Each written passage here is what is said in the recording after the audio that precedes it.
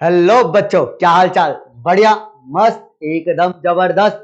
तो बेटा, मैं आप सबको आज एक बात बता देता हूँ। आज का लेक्चर आपको रिकॉर्डेड फॉर्म में मिल रहा है, तो उसको बहुत ध्यान से देखिएगा और घबराइए मत, घबराइए मत। कुछ परिस्थितियां ऐसी चल रही हैं कि लाइव लेक्चर नहीं हो पा रहा है। ठीक है, जैसे ही वो सब ताम झाम निपट जाएंगे जिनकी वजह से हम लाइव नहीं मिल पा रहे हैं, तो हम बहुत जल्दी लाइव भी मिलेंगे। तो थोड़ी सी बेटा कंडीशंस ऐसी चल रही हैं, तो घबराइएगा मत बेटा। अपनी पढ़ाई पे ध्यान लगाइएगा। जिस लक्ष्य की प्राप्ति के लिए आए हैं भैया, उस लक्ष्य को अगर प्राप्त करना है तो इन छोटी मोटी बातों से घबराना नहीं है।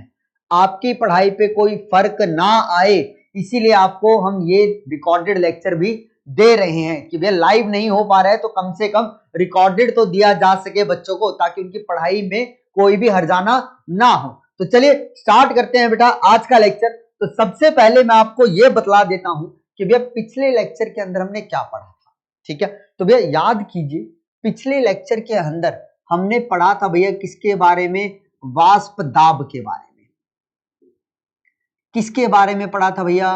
वाष्प दाब के बारे में पढ़ा था सर। आपने हमें यह बता दिया था वाष्प दाब होता क्या है, और फिर हमने यहाँ पे कुछ ग्राफ भी किए थे सर। आपने हमें यहाँ ग्राफ भी समझाए थे। किसके भैया? किसके भैया? शुद्ध पदार्थ के अवस्था आरेख पढ़े थे। शुद्ध पदार्थ के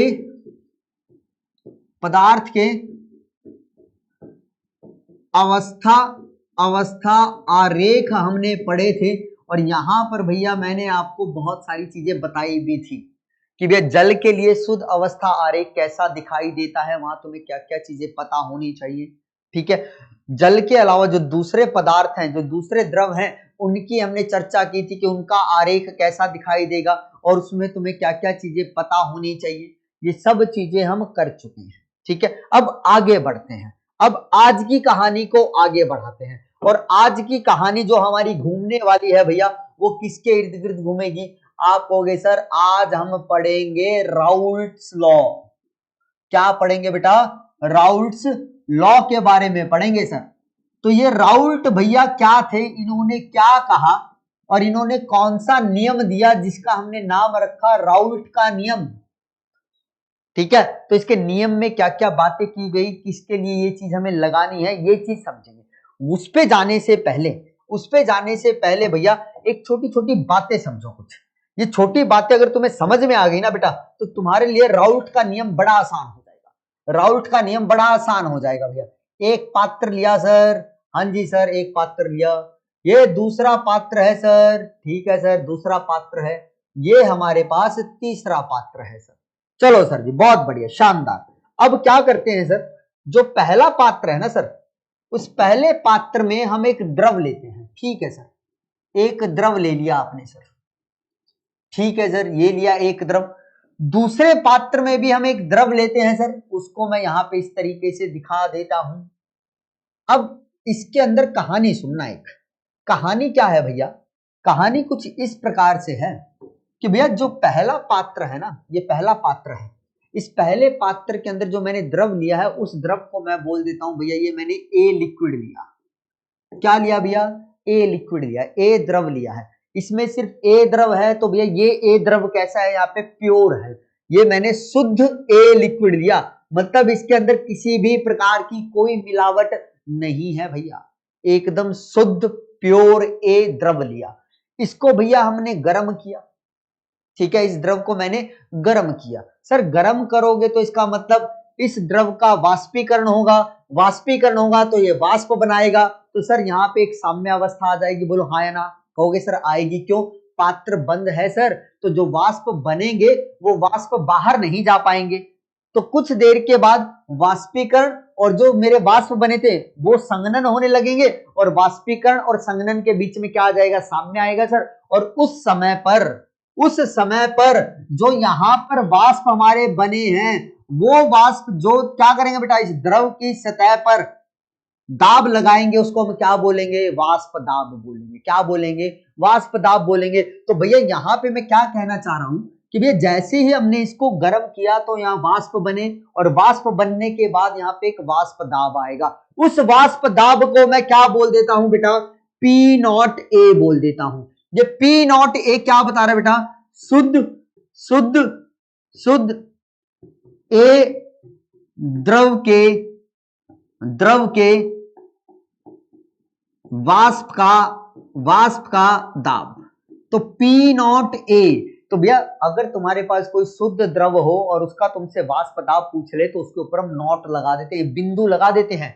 ये बिंदु ही हमें बताता है कि भैया जिस द्रव का ये वाष्प दाब हमने लिखा है वो शुद्ध है, उसके अंदर किसी भी प्रकार की मिलावट नहीं है भैया। इधर कर देता हूं इसे, ठीक है। अब दूसरे पे आओ, दूसरे में क्या है भैया? मैं मान लेता हूं यहां पे मैंने क्या लिया? शुद्ध बी लिक्विड लिया। यहां पे भी वही कहानी होगी सर। क्या होगी सर? कि जैसे आप यहां पे सर इसको गर्म करोगे तो यहां पर भी वाष्प बनेंगे सर, ठीक है। ये जो वाष्प बनेंगे सर, सामने पे क्या करेंगे? इस सतह के ऊपर क्या लगाएंगे बेटा? कुछ दाब लगाएंगे, उसको क्या बोलेंगे बेटा? वाष्प दाब बोलेंगे। तो यहाँ पे जो वाष्प दाब हम निकाल रहे हैं वो किसका निकाल रहे हैं? आप कहोगे सर शुद्ध बी लिक्विड का। तो इसको हम किससे दिखा देते हैं? पी नॉट बी से। तो पी नॉट बी क्या है बेटा? आप कहोगे सर शुद्ध बी लिक्विड के वाष्प का दाब है। बोलो जी, क्या इतनी बात आप लोगों को समझ में आ गई है? हाँ जी सर, इतनी बात तो हमें समझ में आ गई है कि पी नॉट ए का मतलब है सर शुद्ध ए द्रव का वाष्प दाब, पी नॉट बी का मतलब है सर शुद्ध बी द्रव का वाष्प दाब। मैंने लिखा पी नॉट एक्स, तो इसका मतलब एक्स एक द्रव है और वो शुद्ध अवस्था में है, उसके अंदर कोई भी मिलावट नहीं है, वहां पे सारे के सारे भैया एक्स के ही अणु हैं, तो उसका जो वाष्प दाब आ रहा है उसको मैंने बोला पी नॉट एक्स, ठीक है। ये था भैया मेरा दूसरा पात्र। अब तीसरे पात्र में हमने क्या किया, जरा सुनना बात। तीसरे पात्र में भैया मैंने क्या किया? मैंने कहानी क्या कर दी भैया? मैंने दो चीजों को आपस में मिला दिया। यहाँ पे किस किस को मिला दिया सर? हमने सर द्रव ए और द्रव बी दोनों को मिलाया और किसका निर्माण कर दिया? विलयन का कर दिया। तो द्रव में द्रव का विलयन हमने क्या बना लिया बेटा? द्रव में द्रव का विलयन बना लिया, ठीक है सर। ये है क्या बेटा? ये है द्रव में क्या है बेटा? द्रव का विलयन। क्या है बेटा? द्रव का द्रव में विलयन है भैया, ठीक है। अब मुझे करना क्या है? ये जो मैंने विलयन बनाया है ना भैया, और ये कैसे बनाया भैया? कैसे बनाया? आप कहोगे सर आपने यहाँ पे ए लिक्विड और बी लिक्विड को आपस में मिला दिया, तो भैया ये तो विलयन है ना, अब शुद्ध थोड़ी ना रहा, ये मिलावट होगी ना, ए में बी की मिलावट होगी और बी में ए की मिलावट होगी। समझ पा रहे हो ना भैया? दूध में पानी मिला दिया तो भैया वो दूध प्योर नहीं रहा, शुद्ध नहीं रहा, ठीक है। तो सेम कहानी आप बोल रहा हूं। अब ये मत कह रहे सर ये शुद्ध ही तो है, नहीं शुद्ध नहीं है भैया, अब मिलावट आ गई है। यहाँ पे दो चीजों को आपस में मिला दिया है मैंने, ठीक है। तो भैया अब मुझे इस विलयन का क्या निकालना है? वाष्प दाब निकालना है। क्या निकालना है? इस विलयन का वाष्प दाब निकालना है, ठीक है। इस विलयन के वाष्प दाब को तुम या तो पीएस से दिखाते हो या फिर पीटी से दिखाते हो। पीएस का मतलब है विलयन, सॉल्यूशन का वाष्प दाब, और पीटी का मतलब है बेटा टोटल प्रेशर। तो ये क्या बता रहा है बेटा मेरे पास? पीएस और पीटी क्या बताता है बेटा? विलयन का वाष्प दाब बताता है। क्या बताता है बेटा? विलयन का वाष्प दाब बताता है। अब सुनना जरा एक कहानी को, ठीक है। अब एक जो बात कहने जा रहा हूं बड़े गौर से सुनिएगा। गौर से क्या सुनिएगा भैया?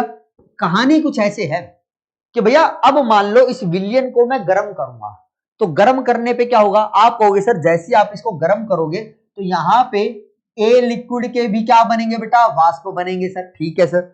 और किसके बनेंगे? अच्छा एक जगह नहीं करता, वरना कहोगे सर ए के ही ऊपर क्यों दिखाया आपने, ठीक है भैया कहीं कहीं दिखा देता हूं। ये ए लिक्विड है भैया, उसके वाष्प बन गए, ठीक है। और भैया मेरे पास यहाँ पे क्या है? बी द्रव भी तो है, तो उसके भी तो गर्म करने पे वाष्प बनेंगे ना भैया। अब ये थोड़े ना ए के बनेंगे सर, जो द्रव है गर्म करोगे तो उसके वाष्प बनेंगे ही बनेंगे। अब क्या होगा? अब क्या होगा सर? अब कहानी ये होगी सर, अब इस विलयन की द्रव की जो ऊपर वाली सतह है उसके ऊपर क्या करेगा? ए लिक्विड के द्रव भी क्या लगाएंगे? दाब लगाएंगे। और बी लिक्विड के भी जो वाष्प है बेटा वो क्या लगाएंगे, क्या लगाएंगे बेटा, दाब लगाएंगे। सुनना, ए लिक्विड के भी वाष्प बने, बी लिक्विड के भी वाष्प बने। अब वाष्प किसी के भी हो कोई फर्क नहीं पड़ता, अगर वाष्प बन गए तो वो क्या करेंगे बेटा, द्रव की ऊपर वाली सतह पर कुछ दाब लगाएंगे सर, और उसी दाब को हम क्या बोलेंगे, हम बोलेंगे वाष्प दाब। क्या बोलेंगे भैया, वाष्प दाब। अब भैया मान लो, मान लेता हूं कि यहां पर जो ए द्रव के वाष्प है उन्होंने कितना दाब लगाया, उन्होंने लगाया पीए। भैया जो ए लिक्विड से वाष्प बने उन्होंने कितना दाब लगाया, यहाँ पे पीए लगाया। और जो बी लिक्विड से वाष्प बने उन्होंने कितना दाब लगाया भैया, पीबी लगाया सर। कितना लगाया, पीबी। तो कुल दाब कितना हुआ यहाँ पे भैया, इस पात्र में कुल दाब कितना हुआ, तो तुम क्या कहोगे सर, ए का वाष्प दाब जमा में बी का वाष्प दाब, इन दोनों को जोड़ दो तो ये क्या बताएगा मुझे, पी टोटल बता देगा। क्या बता देगा, पी टोटल। अब सुनना, यहां पे लिखा था P naught A P naught B, क्यों लिखा था, क्योंकि सर खाली ए ही द्रव था, यहाँ पे बी द्रव था। यहाँ पे मैंने नॉट नहीं लगाया, क्यों नहीं लगाया, क्योंकि अब ये शुद्ध अवस्था में नहीं है सर। ए में बी की मिलावट हो चुकी है और बी में देखा जाए तो ए की मिलावट हो चुकी है। और जो यहाँ पे मैंने ये पी ए और पी बी लिखा है ना भैया, इसी को मैं क्या बोलता हूं बेटा, आंशिक दाब बोलता हूं। क्या बोलता हूं बेटा, आंशिक दाब बोलता हूं। अब सुनना इसकी परिभाषा, पहले तो मैं परिभाषा दिखा भी देता हूं भैया आंशिक दाब की क्या होती है, फिर मैं अपने तरीके से समझाता हूं। तो आंशिक दाब क्या होती है, किसी विलयन के एक घटक के वाष्प द्वारा लगा गया दाब उसका आंशिक दाब कहलाता है। कैसे है भैया, सुनना जरा बात को, यहाँ पे तुम्हें फिर से समझा रहा हूं, यहाँ पे तुम्हें फिर से समझा रहा हूं भैया। क्या समझा रहे हो सर, कि सर हमने एक विलयन बनाया, हमने मान लो भैया दो द्रवों को आपस में मिलाया और क्या बना दिया वहां पे सर, एक विलयन बना दिया, द्रव में द्रव का विलयन बना दिया सर। ठीक है, यहाँ पे एक ए लिक्विड है सर और एक क्या मिला दिया हमने सर, बी लिक्विड मिला दिया। क्या मिला दिया सर, बी लिक्विड मिला दिया। अब आंशिक दाब क्या कहता है, आंशिक दाब हमेशा विलयन में निकाला जाता है जहां पे एक से ज्यादा घटक उपस्थित हो। समझना, आंशिक दाब हमेशा कहां निकाला जाता है, विलयन में। कैसे बोलते हैं बेटा, विलयन इसको परिभाषित कैसे करते हैं, ऐसे करते हैं। अब ऊपर वाली लिखना चाहो ऊपर वाली लिख लेना, जो मैं लिख रहा हूं वो लिखना चाहो तो वो लिख लेना, कोई फर्क नहीं है। कहते हैं जी, विलयन के एक घटक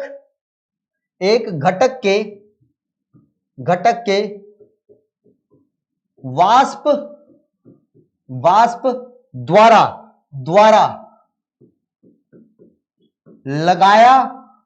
लगाया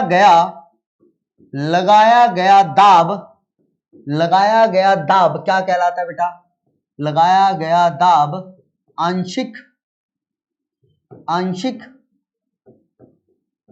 दाब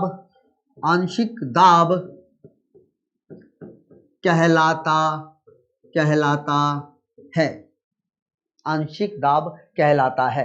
अब मान लो भैया, इसको ऐसे समझ लो, जिसको नहीं समझ में, मान लो भैया किसी कमरे में खड़ा होकर मैं पढ़ा रहा हूं, ठीक है, मैं एक वाष्प हूं, एक और यहाँ पे कोई बंदा खड़ा है, वो भी एक वाष्प का काम कर रहा है। हम दोनों अलग अलग द्रव के वाष्प है, मैं ए द्रव का वाष्प हूं, ये बी द्रव का वाष्प है। तुमसे कहा कि बताओ भैया इस कमरे के अंदर कुल वाष्प दाब कितना है, तो तुम क्या कहोगे, तुम मुझसे आगे पूछोगे भैया कि बोल भैया ए द्रव के वाष्प, तू कितना जोर से सिर पटक रहा है इस दीवार पे, क्योंकि वही तो वाष्प दाब कहलाएगा ना भैया। मान लो ये जो दीवारें हैं ये द्रव की ऊपरी सतह है, तो भैया मैंने बोला क्या था, द्रव की ऊपरी सतह पर जो वाष्प दाब लगाएगा साम्य पर उसी को क्या बोलेंगे, वाष्प दाब। तो अब मुझे इस कमरे के अंदर कुल दाब निकालना, तो तुम क्या करोगे कि सर मैंने कितना वाष्प दाब लगाया वो निकाला, उस बंदे ने कितना वाष्प दाब लगाया वो निकाला, दोनों को जोड़ दिया सर, तो हमारे पास क्या आया, कमरे के अंदर कुल वाष्प दाब आ गया। बोलो है ना। तो भैया इसको क्या मान लो, इस कमरे को भैया एक पात्र मान लो, और हम क्या बेटा उस विलयन के अंदर हैं, हम विलयन है भैया। ठीक है, मैं ए लिक्विड का वाष्प हूं, वो बी लिक्विड का वाष्प है। तो तुमसे पूछा गया कि भैया आंशिक दाब बताओ क्या होता है, तो तुम कहोगे एक विलयन के अंदर किसी एक घटक के वाष्प द्वारा लगाया गया दाब आंशिक दाब कहलाता है। उसके लिए भी तो यही बोलोगे कि भैया एक विलयन के अंदर एक घटक द्वारा एक घटक के वाष्प द्वारा जो दाब लगाया जाएगा उसको क्या बोलोगे? आंशिक दाब बोलोगे। अब मान लो भैया कोई बच्चा तुम में से पक्का आएगा कि सर दो ही क्यों, तीन घटक ले लो, तीन लिक्विड को आपस में मिला दो, उनको गर्म करो तो वहां पे तीन लिक्विड के वेपर बनेंगे। मान लो यहाँ पे ए लिक्विड भी था, बी भी था और सी भी था, ठीक है। तो तुम भैया आंशिक दाब अब तीनों द्रव का निकाल सकते हो। उन द्रव से क्या बनेंगे बेटा? ए वेपर भी बनेंगे, बी वाष्प भी बनेंगे और सी वाष्प भी बनेंगे। तो द्रव ए के वाष्प से जो दाब आएगा उसको क्या बोलोगे? ए द्रव का आंशिक दाब। बी द्रव से जो वाष्प बना उसने जो दाब लगाया भैया उसको क्या बोलोगे भैया? बी का आंशिक दाब। जो सी द्रव से वाष्प बने हैं उन्होंने जो दाब लगाया उसको क्या बोलोगे बेटा? सी का आंशिक दाब। तो कुल दाब निकालना तो क्या करोगे बेटा? ए का आंशिक दाब जमा में बी का आंशिक दाब जमा में सी का आंशिक दाब, वो किसके बराबर हो जाएगा? टोटल दाब के बराबर, टोटल वाष्प दाब के बराबर। तो भैया यहां पे मैं क्या बोल सकता हूं? ए लिक्विड से जो बनेंगे वाष्प उनका क्या होगा? पी ए, और बी से जो बनेंगे उनको क्या बनेगा? आंशिक दाब पी बी। तो यहां पे मैं लिखे देता हूं पी ए क्या है बेटा? आंशिक दाब है। क्या है बेटा हमारा? ये आंशिक दाब किसका? ए का, ठीक है। और पीबी क्या है बेटा हमारे पास? ये भी आंशिक दाब है सर, किसका? बी का। किसका बेटा जी? बी का। तो अब उम्मीद कर रहा हूं बेटा तुम्हें ये बात समझ में आ गई होगी कि भैया आंशिक दाब क्या होता है। बोलो, क्या ये बात पल्ले पड़ गई भैया कि आंशिक दाब क्या होता है? आंशिक दाब विलयन में निकाला जाता है सर, ठीक है। और भैया जितने घटक होंगे, जितने द्रव होंगे, उतने प्रकार के वहां पे क्या बनेंगे? वाष्प बनेंगे सर। और सभी अलग अलग प्रकार के वाष्पों का जो दाब होगा उन्हीं को हम क्या बोल रहे हैं? आंशिक दाब। अगर उन सभी आंशिक दाब को जोड़ दूंगा तो उस पात्र के अंदर मुझे कुल वाष्प दाब मिल जाएगा। क्या मिल जाएगा? कुल वाष्प दाब। तो यहाँ पे बेटा अगर इन दोनों को जोड़ दिया जाए तो ये किसके बराबर होगा? पी टोटल के बराबर होगा। किसके बराबर होगा? पी टोटल के बराबर होगा, ठीक है सर। ये बात आपकी हमें समझ में आ गई कि आंशिक दाब क्या होता है, ये आपने अच्छे से बता दिया। और देखो, अब देखो भैया, अब हमें पढ़ना क्या? राउल्ट का नियम पढ़ना है। अब राउल्ट का नियम लगता कहां है? इसको मत देखना अभी, इसको भैया मत देखना अभी, थोड़ी देर के लिए इसको मैं जरा काला कर देता हूं। इसको मत देखना वरना तुम इसको समझ नहीं पाओगे। इसको मत देखिएगा, पहले मैं समझा देता हूं फिर उसके बाद इसको देखेंगे हम। क्या है भैया, क्या कहानी है सर? देखो, राउल्ट का नियम लगता कहां है? राउल्ट का नियम लगाने की पहली कंडीशन है भैया तुम्हारे पास क्या होना चाहिए? द्रव में द्रव का विलयन तुम्हारे पास ही होनी चाहिए भैया। या फिर ऐसा भी नहीं कहे, ऐसा भी कहना नहीं होगा, तुम्हें सीधा क्या होना? राउल्ट का नियम कहां लगता है? जब तुम्हारे पास कोई विलयन हो। अगर मैंने विलयन बोल दिया भैया तो विलयन का मतलब क्या है? कम से कम दो तो घटक होंगे भैया वहां पे, दो चीजों को आपस में मिला के ही तो तुम विलयन का निर्माण कर सकते हो। तो भैया विलयन होना चाहिए। और राउल्ट का नियम बताता क्या भैया? राउल्ट का नियम तुम्हें बताता क्या है? राउल्ट का नियम तुम्हें यह बताता है कि भैया विलयन के अंदर किसी घटक का, ठीक है, यहां पे लिख देता हूं, राउल्ट का क्या बताएगा तुम्हें? विलयन के अंदर, विलयन में किसी घटक का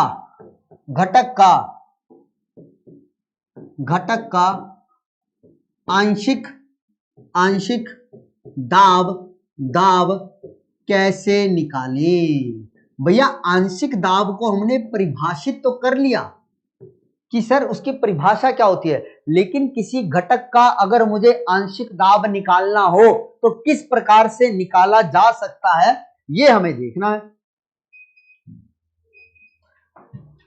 ठीक है बेटा जी, ठीक है, समझे इस बात को कि भैया अगर किसी घटक का आंशिक दाब निकालना है तो उसके लिए हम क्या लगाते हैं? राउल्ट का नियम लगाते हैं। क्या लगाते हैं? राउल्ट का नियम लगाते हैं। अब राउल्ट का नियम मैं अपने तरीके से लिखता हूं, फिर यहाँ डेफिनेशन देख लेना भैया क्या लिखी हुई है, ठीक है। अब उसके अनुसार चलते हैं। तो राउल्ट का नियम बताता हूं भैया, देखो राउल्ट का नियम क्या कहता है? राउल्ट का नियम ये कहता है भैया कि भैया किसी भी घटक का आंशिक दाब, ठीक है, यहां पे परिभाषा लिख रहा हूं, किसी भी विलियन में ऐसा लिखना, किसी भी क्या विलियन में किसी भी घटक का, ठीक है। इससे आगे एक चीज और लिख लेना भैया ऊपर, विलियन में किसी भी घटक का आंशिक दाब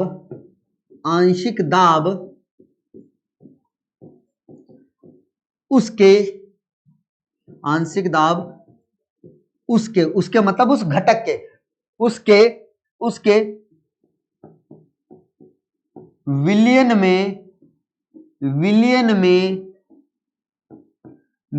में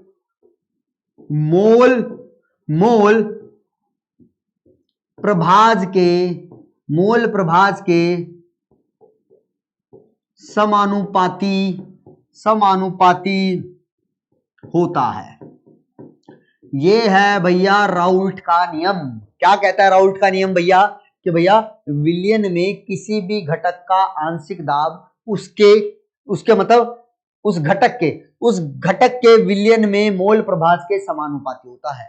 कि भैया हमने एक विलियन बनाया, देखो अब ये डेफिनेशन देख लो, यहाँ पे भी ये लिखा हो, देखो किसी विलियन में एक द्रव का आंशिक दाब, एक द्रव का मतलब भैया घटक की बात कर रहा हूं, क्योंकि विलियन ले रहा हूं तो भैया वहां पे कम से कम क्या होंगे, दो घटक तो होंगे ना। तो भैया एक द्रव का मतलब क्या बेटा, किसी एक घटक की बात हो रही है, घटक का आंशिक वाष्प दाब उस द्रव के मोल प्रभाज के समानुपाती होगा। और ये मोल प्रभाज हम कहां देख रहे हैं बेटा, विलियन में देख रहे हैं। किस में देख रहे हैं भैया, विलियन में देख रहे हैं। सर ऐसे बात नहीं बनेगी, ऐसी बात नहीं बनेगी, इसको हमें समझा दो थोड़ा सा। समझने की बात ये है भैया, सुनना जरा बात को। मान लो हमने एक विलियन तैयार किया, सर, जिसके अंदर मान लो हमने दो द्रव लिए सर, जिसमें हमने क्या लिए बेटा, दो द्रवों को आपस में मिला दिया। एक ए द्रव है सर और दूसरा भैया हमारे पास सर बी द्रव है। दोनों को मिला के हमने यहाँ पे क्या तैयार किया सर, एक विलियन तैयार किया सर। अब राउल्ट क्या कहता है, अब भैया देखो सीधी बात है, इस विलियन के अंदर ये हमने जो विलियन बनाया है, इस विलियन को हमने कैसे बनाया भैया, आप कहोगे सर ए लिक्विड लिया और बी लिक्विड लिया और दोनों को मिला दिया। अब मैं जानना चाहता हूं कि भैया इस द्रव का, इस पूरे विलियन का पी टोटल का मान कितना होगा। भैया पी टोटल का मतलब क्या, कुल वाष्प दाब विलियन का। तो कुल वाष्प दाब कैसे निकालोगे, आप कहोगे सर ए का आंशिक दाब निकालो और जोड़ दो उसको बी के आंशिक दाब के साथ।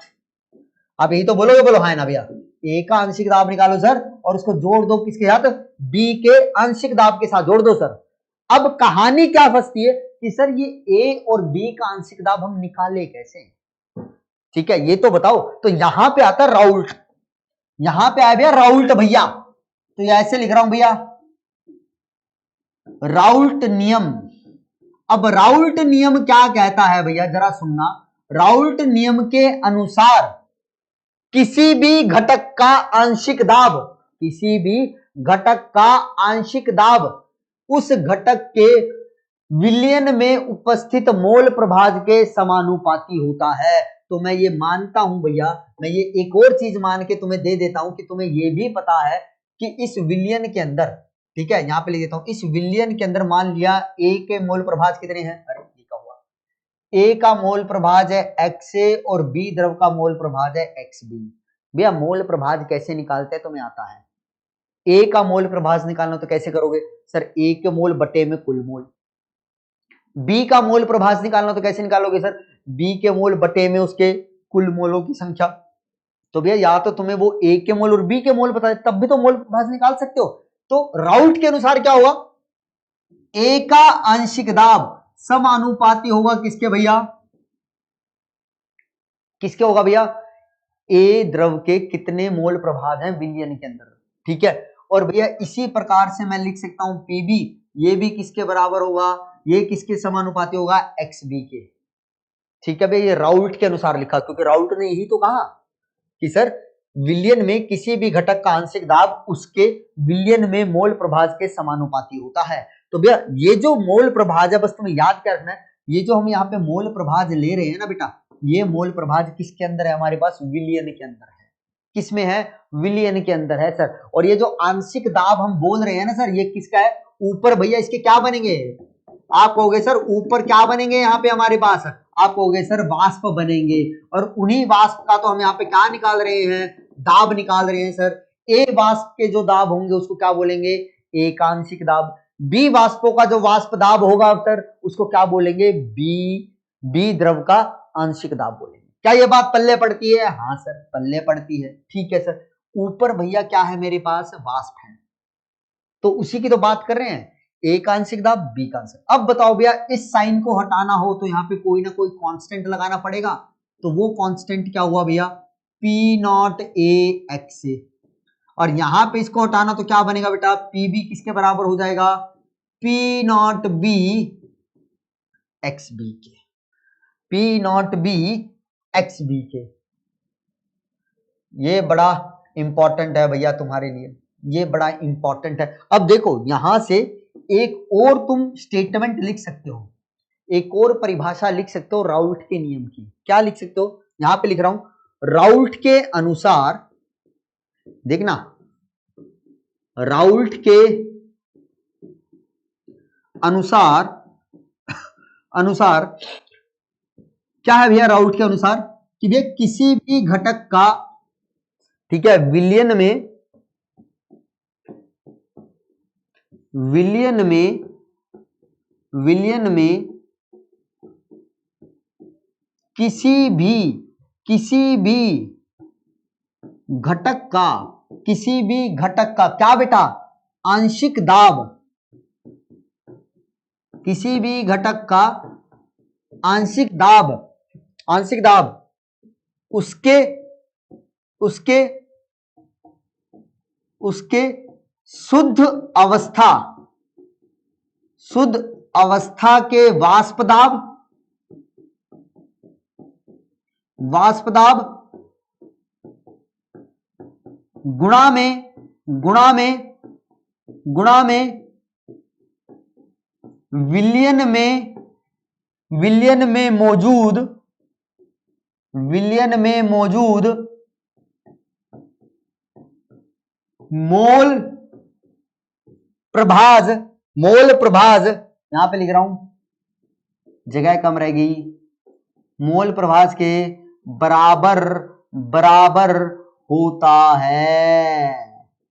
भैया इस फॉर्मूले को ही तो लिखा है कि भैया विलयन के अंदर किसी भी घटक का आंशिक दाब किसके बराबर होता है भैया? उस घटक के शुद्ध अवस्था के वाष्प दाब गुणा में उस घटक के विलयन में मोल प्रभाज के गुणा के बराबर।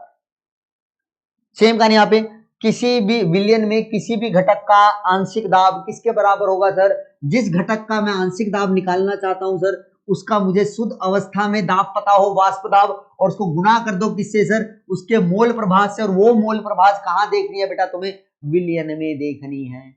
कहां देखनी है भैया? विलयन में देखनी है। बोलो हाँ के ना भैया। तो यहां से जल्दी बताओ भैया, पी ए और पीबी का मान पता चल गया, तो जल्दी बताओ अब पी टोटल यहां से क्या लिख सकता हूं? अब कहोगे सर अब यहाँ पे पी टोटल बनेगा P naught A X A जमा में P naught B X B. बस अब तुम्हें पी नॉट ए और पी नॉट बी का मान पता हो, एक्स ए का और एक्स बी का पता हो, तो तुम्हारे पास क्या आ जाएगा बेटा? वहां पे कुल दाब आ जाएगा सॉल्यूशन का। ये राउल्ट ने बताया, ये राउल्ट ने बताया कि भैया किस प्रकार से तुम्हें क्या निकालना है भैया? क्या निकालना है भैया? आपको निकालना है क्या भैया? हमारे पास किसी भी घटक का आंशिक दाब किस प्रकार से निकालना है। बोलो जी, क्या आपको ये बात समझ में आ गई बेटा? क्या आपको ये बात समझ में आ गई है बच्चे? जल्दी बोलिए। तो बताओ बेटा, क्या ये बात आप लोगों को समझ में आ गई है?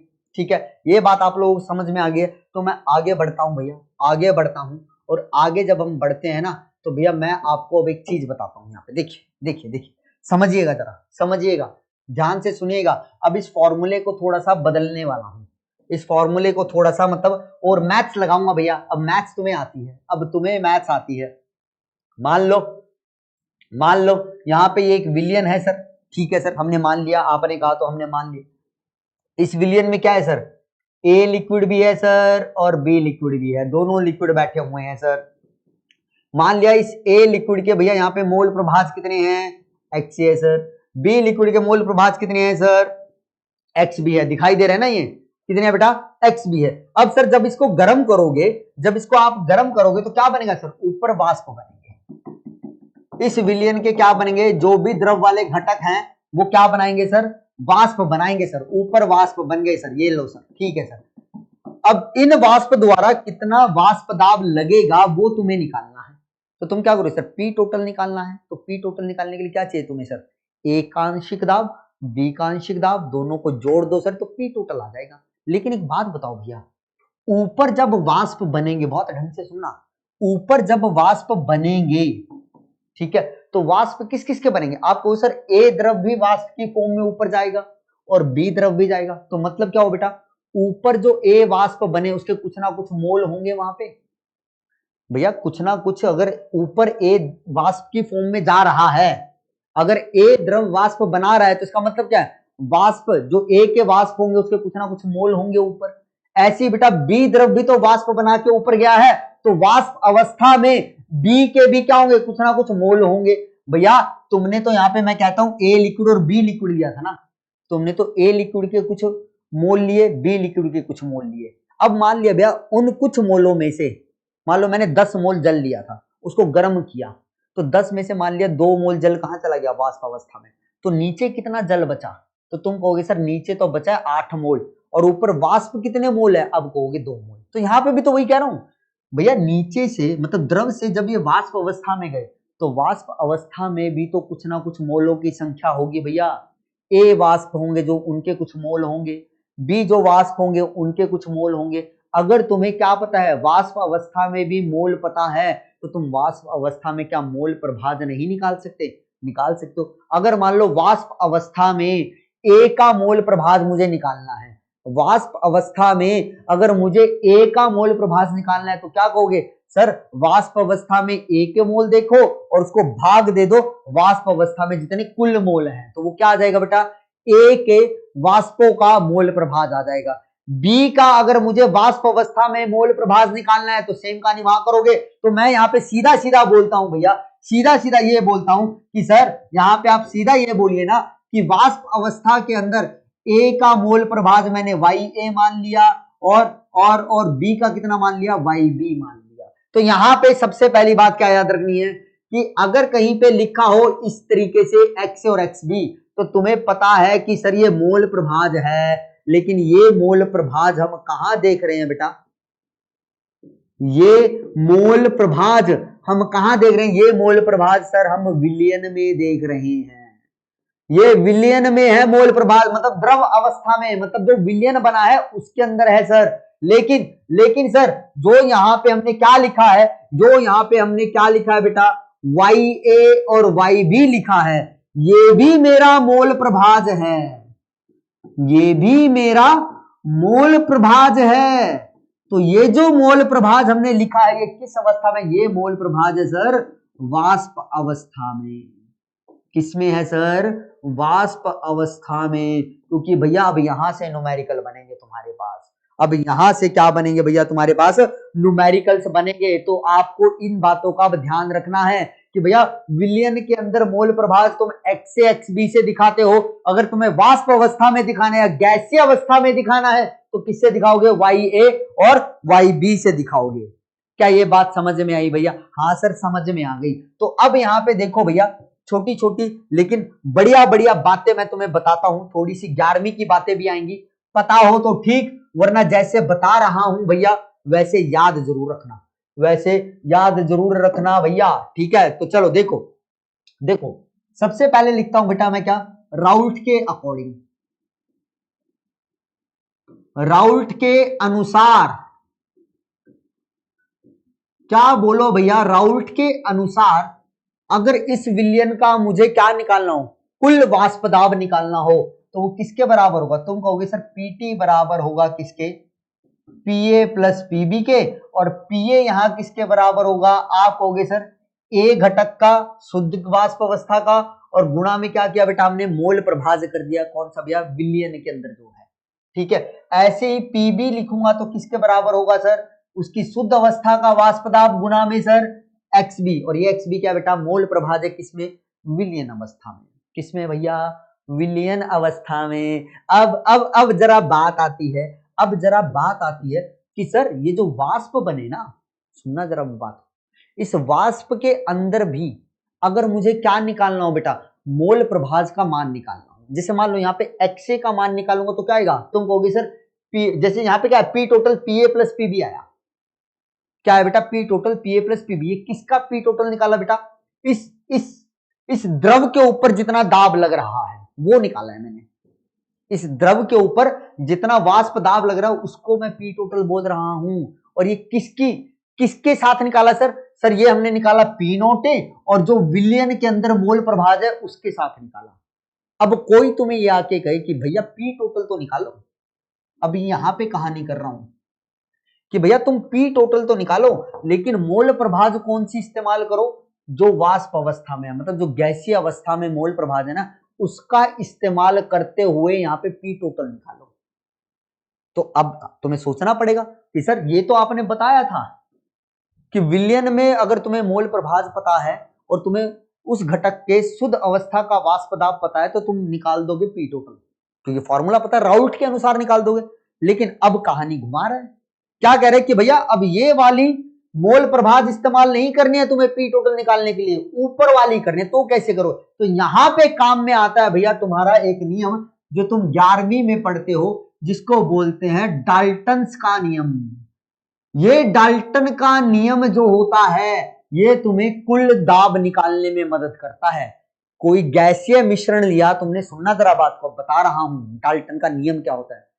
किसी गैस, मान लो इस कमरे के अंदर मैंने ए गैस डाली, बी गैस डाली, अब उस ए और बी गैस की वजह से इस कमरे के अंदर कुछ ना कुछ दाब आएगा, उसी को हम क्या बोलेंगे, कुल दाब।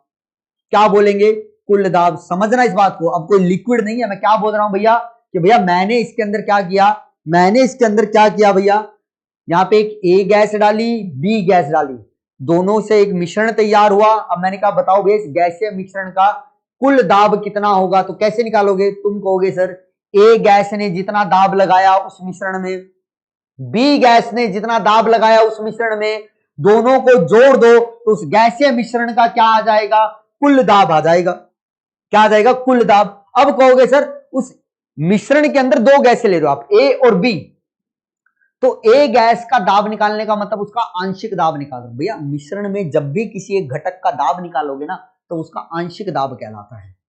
क्या कहलाता है, आंशिक दाब। तो समझना क्या कहा, मेरे पास क्या हुआ भैया, मेरे पास क्या हुआ भैया, मेरे पास हुआ भैया क्या, एक ए गैस बी गैस दोनों को मिलाया, ए गैस उस मिश्रण के अंदर ए गैस का जो दाब होगा उसको बोलेंगे ए गैस का आंशिक दाब, ठीक है। और उस मिश्रण के अंदर बी गैस जो दाब लगाएगी उसको क्या बोलेंगे, बी का आंशिक दाब। अब भैया अब यहां पे राउल्ट का नियम तो लग नहीं सकता, क्योंकि राउल्ट का नियम तो कहां लगता है, द्रव अवस्था में, विलयन में, जब द्रव अवस्था होती है वहां पे लगता है सर। अब तो गैसीय अवस्था की बात हो रही है ना, तो गैसीय अवस्था में जब भी तुम्हें आंशिक दाब निकालना हो तो किसके अनुसार निकालते हो, डाल्टन। तो डाल्टन क्या बताता है भैया, हमें आंशिक दाब निकालना बताता है। क्या बताता है, आंशिक दाब। आंशिक दाब बताएगा किसका भैया, गैसीय मिश्रण में कैसे निकालते हैं, गैसीय मिश्रण में किस प्रकार से आंशिक दाब निकाला जाए वो कौन बताता है, डाल्टन। तो डाल्टन के अनुसार, सुनना, डाल्टन के अनुसार भैया किसी भी, मान लो जैसे एक उदाहरण ही दे देता हूं तुम्हें, एक उदाहरण ही दे देता हूं भैया मैं ऐसा करता हूं, समझना एक उदाहरण से ही बता देता हूं ताकि चीजें क्लियर हो। मान लो भैया, अरे अरे अरे अरे ये क्या हो गया, मान लो मैंने क्या लिया, एक पात्र लिया, इस पात्र के अंदर मैंने एक ए गैस डाल दी, एक बी गैस डाल दी भैया, और यहाँ पे क्या बन गया भैया, मेरे पास एक मिश्रण बन गया ए और बी गैस का। तो इस गैसीय मिश्रण का मुझे क्या निकालना है, कुल दाब निकालना है, पी टोटल निकालना है। क्या निकालना है, पी टोटल निकालना है। तो वो पी टोटल किसके बराबर होगा, ए गैस का आंशिक दाब बरा जमा में बी गैस का आंशिक दाब। तो भैया डाल्टन के अनुसार ए गैस का आंशिक दाब किसके बराबर होगा, आप कहोगे सर जितना यहां पे कुल दाब है गुणा में क्या कर दो, उस गैस का उस गैस का मोल प्रभाज। वाई लिखा है तो देखो गैसीय अवस्था में है, ऊपर लिखा था ना, ये देखो ये वाष्प अवस्था। वाष्प अवस्था एक प्रकार की क्या होती है, आप कहोगे सर वाष्प अवस्था एक प्रकार की हमारे पास गैसीय अवस्था ही तो है। अब ये कंफ्यूज मत करना पी टोटल क्या होगा, भैया वो पी टोटल तुम्हें बता देगा। अब आंशिक दाब निकालने ना, तो डाल्टन क्या कहता है भैया कि किसी भी गैस का गैसीय मिश्रण में आंशिक दाब किसके बराबर होता है, भैया उस गैस का आंशिक दाब बराबर होता है पी टोटल गुना में उस गैस का मोल प्रभाज। पीबी किसके बराबर होगा, तो तुम कहोगे सर वो बराबर होगा मेरे पास किसके, पी टोटल और वाई बी के बराबर, पी टोटल और वाई बी के बराबर। तो यहां से ये जो चीज मैंने निकाली ना बेटा, ये वाली जो चीज मैं लिख रहा हूं, ये किसके अनुसार लिखी बेटा, मैंने डाल्टन के अनुसार लिखी। ये तुम्हें याद होना चाहिए, 11वीं में पढ़ते हो। अब ये मत कहना सर इसको और डिटेल में बताओ, भैया 11वीं नहीं पढ़ा सकता ना, डाल्टन का नियम पढ़ाने लगा तो ये उसी में लेक्चर निकल जाएगा, हमें तो 12वीं पढ़नी है। अब तुम्हें एक आइडिया दे दिया है मैंने, तो इतना आइडिया बहुत है। देखो अब इससे ज्यादा डिटेल में जाने की जरूरत नहीं है तुम्हें, बस याद क्या रखो, राउल्ट का नियम विलियन अवस्था में लगता है, डाल्टन का नियम गैसीय मिश्रण में लगता है। तो भैया अब यहां पे जल्दी बोलो, पी ए और पीबी निकालूं। पी ए और पीबी क्या बेटा, आंशिक दाब है ए वाष्प का और बी वाष्प का, तो वो गैसीय अवस्था में ही तो है।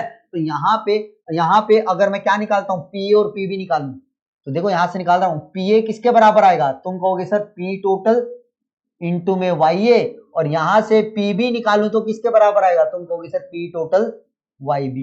किसके अनुसार लिखा सर ये हमने डाल्टन के अनुसार लिखा, डाल्टन नियम के अनुसार ये कहानी हमने की है सर। क्या इतनी बात सबको समझ में आ गई, ये इसलिए बोल रहा हूं भैया, अब आगे चल के न्यूमेरिकल करने हैं हमें, और वो न्यूमेरिकल तुम्हें फिर यहीं से समझ में आएंगी चीजें।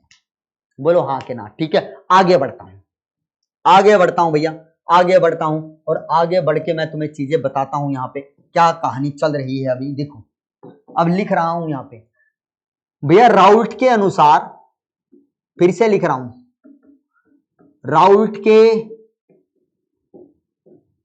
अनुसार हमने क्या लिखा, आपने लिखा पी टोटल होता है sir P naught A X A जमा में P naught B X B, ठीक है, ये चीज होती है सर, हाँ सर ये होती है। अब जल्दी बताओ क्या इसको मैं ऐसे लिख दूं, पी टोटल है किसके भैया, P naught A X A जमा में पी नॉट बी, और यहां पे क्या लिख दिया 1 minus x A.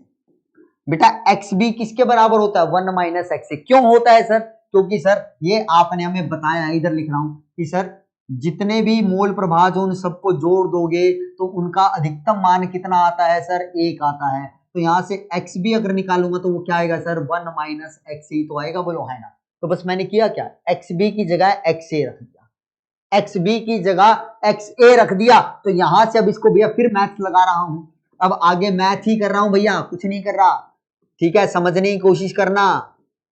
P naught A X A है, बोलो है ना, पीबी को अंदर गुना करो तो क्या बनेगा, P naught B minus P naught B X A. इसको और अच्छे तरीके से लिखना हो तो सर ये लिख दीजिए, P naught A X A minus में P naught B X A जमा में पी नॉट बी, बोलो हाँ के ना। भैया इसको आगे ले आया, बस इसको पीछे कर दिया। अब देखो इन दोनों में से एक्स ए को मैं कॉमन निकाल लूं, तो जैसे ही यहां पे मैं एक्स ए को कॉमन निकालूंगा तो क्या बचेगा, P naught A P naught B, बाहर क्या है एक्स ए जमा पी नॉट बी। ये एक फॉर्मूला आ गया भैया, और ये फॉर्मूला भैया आप लोगों के लिए अत्यधिक इंपॉर्टेंट है, ठीक है। इसको स्टार मार्क कर लो, इसको स्टार मार्क कर लो भैया, तारे लगा लो, तारे डिब्बे पर भैया ये लगा लीजिए, क्योंकि अब मैं तुम्हें यहाँ पे ग्राफ और क्वेश्चंस बताऊंगा। तो ग्राफ बता रहा हूं पहले, इससे कैसे बनाएंगे। तो यहाँ पे भैया ग्राफ की बात करें, ग्राफ बड़े इंपॉर्टेंट है, यहाँ पे जेई में सवाल ग्राफ से पूछे जा सकते हैं भैया, ठीक है। तो इसके ग्राफ तुम्हें एक डिब्बे में बंद मिलेंगे भैया। राउल्ट के नियम के अनुसार जब भी तुम्हें कोई ग्राफ, मतलब सॉल्यूशन के अंदर आगे जितने भी तुम्हें ग्राफ बताऊंगा ना, तो लगभग सब डिब्बे में बंद मिलेंगे। क्या होगा सर, ये डिब्बे का मतलब क्या, देखो ये वाई अक्ष है तो ये भी वाई अक्ष भैया, ये मत कहना सर वाई तो ये होता है भैया, ऊपर की तरफ जो भी एक्सिस जाएगा वो वाई कहलाएगा, और जो इस तरफ भागेगा वो क्या कहलाएगा, एक्स। तो भैया ये y है, ये भी y है, ये x है, ये भी x है, तो मैं यहां पे रख देता हूं बेटा p टोटल, ये कहा हो गया, ठीक है। यहां पे हमने क्या लिया बेटा, प्रेशर, ऊपर की तरफ प्रेशर बढ़ रहा है, यहां पे मैंने लिया मोल प्रभाज, इधर मोल प्रभाज बढ़ रहा है, समझ रहा, यहां मोल प्रभाज बढ़ रहा है, और यहां पे भैया दो घटक है ना ए और बी, तो यहां पे मोल प्रभाज किसका मान लेता हूं, XA का मान लेता हूं, तो इसका मतलब इस तरफ जाने पे मोल प्रभाज बढ़ रहा है और ऊपर जाने पे P बढ़ रहा है, प्रेशर बढ़ रहा है, P टोटल बढ़ रहा है, ठीक है। अब सुनना जरा कहानी को, क्या कहानी है भाई, एक बात बताओ, मोल प्रभाज इधर बढ़ रहा है और मोल प्रभाज का अधिकतम मान कितना हो सकता है, 1, तो इसका मतलब क्या हुआ, इसकी अगर बात करूं तो यहां पे मैं ये लिख दूं XA यहां पे 0 है, तो यहां पे XA कितना हो गया होगा बेटा, 1 हो गया होगा, बोलो हाँ है ना भैया। इस तरफ बढ़ने का मतलब क्या, 0 से जाते जा रहा हूं, बढ़ता गया बढ़ता गया बढ़ता गया बढ़ता गया, और यहां पे आके ये अधिकतम मान पे पहुंच गया XA 1 के बराबर। XA 1 होने का मतलब क्या बेटा, मेरे पास शुद्ध A पदार्थ है। अब समझ रहे हो बात को भैया, होता क्या है देखो समझो, मैंने लिखा XA जमा XB होता है 1, अगर मैंने कहा कि भैया XB 0 है तो इसका मतलब XA 1 के बराबर आ गया, और XB 0 होने का मतलब क्या है कि वहां पे B घटक मौजूद ही नहीं है, B घटक मौजूद नहीं है, तो वहां पे सिर्फ कौन सा घटक है, A घटक है, और जब खाली A घटक होगा तो इसका मतलब वो तो शुद्ध होगा ना भैया, क्या होगा, वो तो शुद्ध होगा। चलो सर ये बात समझ में आ गई, तो जल्दी बोलो, यहां पे अगर XA 0 है तो इसका मतलब क्या बेटा, यहां पे XB 1 के बराबर होगा, बोलो हाँ है ना भैया। अगर यहाँ पे A घटक मौजूद नहीं है तो मतलब दूसरा घटक होगा, यहाँ पे खाली A घटक है तो इसका मतलब क्या बेटा, यहाँ पे B घटक मौजूद नहीं होगा, बोलो हाँ के ना। तो अब जल्दी से बताना भैया, जल्दी से बताना, जो दाब होता है, जो आंशिक दाब होता है वो किसके समानुपाती होता है, आप कहोगे सर मोल प्रभाज के, और कौन सी मोल प्रभाज के, जो विलयन में उपस्थित होती है सर, जो किस में उपस्थित होती है सर, विलयन में उपस्थित होती है सर। अगर विलयन में उपस्थित है सर तो जल्दी से बताओ भैया, इस तरफ A का मोल प्रभाज बढ़ता जा रहा है, तो इसका मतलब जैसे जैसे मैं बाएं से दाएं जाऊंगा सर तो A का मोल प्रभाज बढ़ेगा, A का मोल प्रभाज बढ़ेगा तो A का आंशिक दाब भी तो बढ़ेगा। तो भैया इसको मैं कुछ इस तरीके से दिखा दूं, बोलो एक मिनट रंग बदल देता हूं, रंग बदल देता हूं, जज्बात बदल देता हूं। ये लो भैया, ये आ गया क्या भैया मेरे पास ये क्या आ गया भैया मेरे पास, एक लाइन आ गई। अब जल्दी से बताना मेरे बच्चे, अब जल्दी से बताइएगा भैया कि यहां पर जहां पे इस वाली चीज जहां पे ये कटा है, यहां पे मेरे पास एक बिंदु आएगा भैया, और उस बिंदु को क्या बोलूंगा मैं, P0A बोल दूंगा।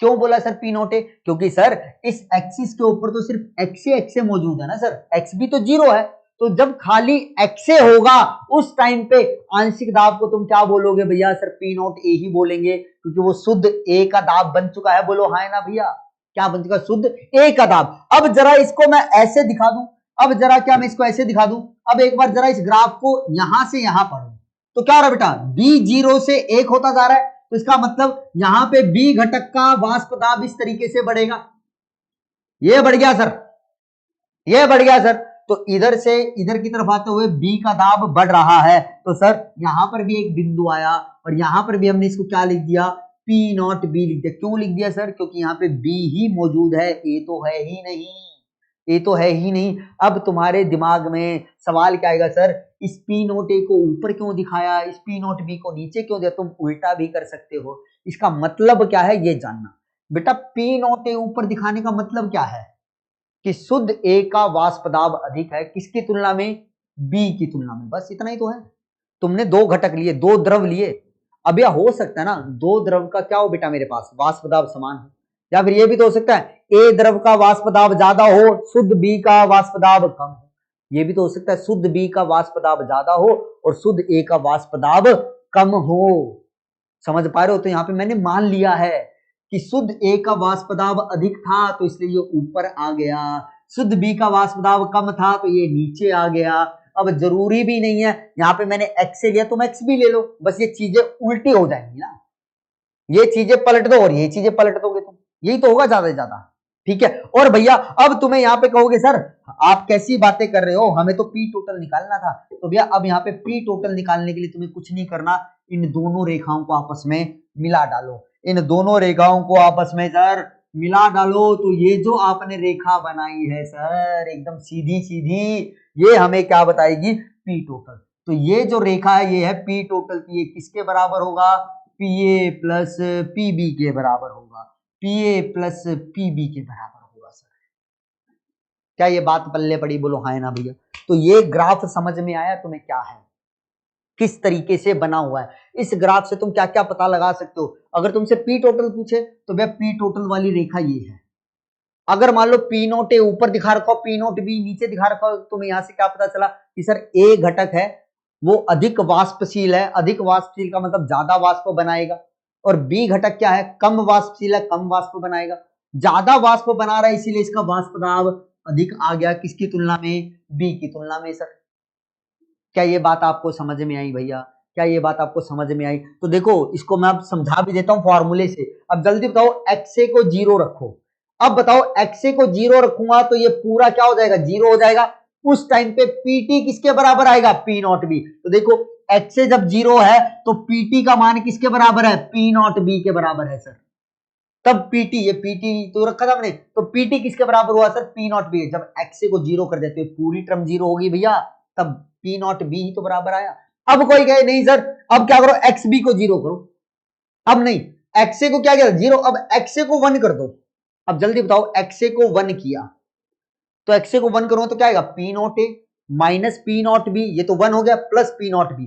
तब पी नॉट बी से पी नॉट बी कट जाएगा क्योंकि ये माइनस का है ये प्लस का है सर, ये कटेगा। तब पीटी किसके बराबर आएगा, पी नॉट ए। तो देखो जब एक्सए वन है तब मेरे पास खाली क्या है, पी नॉट ए बच रहा है, तब पीटी किसके बराबर है, पी नॉट ए के बराबर है। तो ग्राफ ही तो यहां से बना रहा हूं भैया। क्या ये बात पल्ले पड़ी भैया, क्या ये बात पल्ले पड़ गई है या नहीं, बोलो हाँ है ना। ठीक है, पड़ गई होगी, नहीं पड़ी है तो एक बार फिर से सुनना इसको, क्या कहानियां मैंने बोल दी है। ठीक है, क्या कहानियां मैंने बोल दी है ये फिर से सुनना। तो ये पहला ग्राफ था जो तुम्हें पता होना चाहिए भैया। ये ग्राफ बड़ा इंपॉर्टेंट है, ये ग्राफ बहुत बहुत इंपॉर्टेंट है बेटा, और मैं उम्मीद कर रहा हूं इसको तुम बहुत अच्छे से सीखोगे और सुनोगे भी। ठीक है, चलो सर आगे की कहानी बतलाओ, आगे की कहानी बतलाओ। तो भैया आगे की कहानी कुछ इस प्रकार है, आगे की कहानी कुछ इस प्रकार है। तो देखो हमने क्या किया था, हमने ये कहानी की थी, देखना हमने ये पढ़ा था भैया अभी तक, हमने ये पढ़ा है सर कि जो पी टोटल है वो बराबर है किसके, P naught A X A जमा में P naught B X B के। और सर डाल्टन का नियम भी तो आपने बताया था, डाल्टन नियम के अनुसार पी ए किसके बराबर आता, P total Y A, P B किसके बराबर था, पी टोटल वाई बी। ठीक है, अब इसी का इस्तेमाल कर रहा हूं, अब इसी का इस्तेमाल कर रहा हूं। तो जल्दी बताना भैया, डाल्टन के अनुसार पी ए किसके बराबर है, P total Y A, P B किसके बराबर है, पी टोटल वाई बी। तो जल्दी बताओ यहां से वाई ए किसके बराबर आया, वाई ए निकालूंगा तो क्या आएगा बेटा, आप कहोगे सर वो आएगा P A by P total के, किसके बराबर आएगा, P A by P total के। और यहां से वाई बी का मान निकालूंगा तो क्या आएगा, P A by P total आएगा sir, P A by P total. अब तुम जल्दी से देखो भैया, जल्दी बताओ ये मान किसका होता है, आप कहोगे सर ये होता है पी ए का। ये मान किसका होता है, आप कहोगे सर ये मान होता है पीबी का। तो पीए की जगह ये वाली चीज रख दूं, पी नॉट एक्स। ठीक है, सॉरी ये पीबी है, ये पीबी है भैया, ये पीबी है भैया, ये पीबी है, पीबी है, पीबी है। ठीक है, ठीक है। तो भैया अब बस क्या कर रहा हूं, मान रख रहा हूं पीए का यहाँ, पीबी का यहाँ। तो ये क्या फॉर्मूला बनेगा, आप कहोगे sir P naught A X A बराबर है पी टोटल। ये कैसे होगा, ये होगा sir P naught B X B बराबर है किसके, पी टोटल के। किसके बराबर है भैया, पी टोटल के। बोलो क्या इतनी बात समझ में आई। तो भैया ये किसका मान आ गया, ये वाई ए का मान आ गया। तो यहां लिख देता हूं, ये मोल प्रभास निकाल लिया बेटा मैंने, मोल प्रभास निकालने का फॉर्मूला निकाल लिया है भैया ये मैंने, कि अगर तुम्हें गैसीय अवस्था में मोल प्रभास निकालना हो तो उसके लिए ये फॉर्मूला यूज होगा तुम्हारा, उसके लिए तुम्हारा ये फॉर्मूला यूज होगा। तो अब जल्दी देखना, अब इससे और आगे काम करने वाला हूं, अब इससे और आगे काम करने वाला हूं। क्या काम करने वाला हूं, जल्दी बताओ यहां से P naught A X A का मान क्या आएगा? तुम कहोगे सर वाई ए इंटू में पीटी। यहां से P naught B X B का मान क्या आएगा? Y B into PT. तो जल्दी से बताना भैया, अब जल्दी से बताना भैया, यहाँ पे P naught A X A है और P naught B X B है, तो इनकी जगह में क्या रख सकता हूं? इनको गुना करके रख दू ना। तो यहाँ पे ये लिख रहा हूं देखो कि पी टोटल किसके बराबर हुआ? तो तुम कहोगे सर पी टोटल हम ये भी लिख सकते हैं यहाँ पे क्या, वाई ए पी टी, ठीक है। और किसके बराबर होता है सर? जमा में ये होता है मेरे पास वाई बी पी टी। क्या ये बात समझ में आई? क्या ये बात समझ में? बस यहां से पी नोट एक्स ए का मान निकाल लिया मैंने, Y A into P T वो इसकी जगह रख दिया भैया। यहां से P naught B X B का मान निकाल लिया तो वो मैंने इसकी जगह रख दिया। बोलो हाँ या ना? क्या ये बात समझ में आ गई भैया?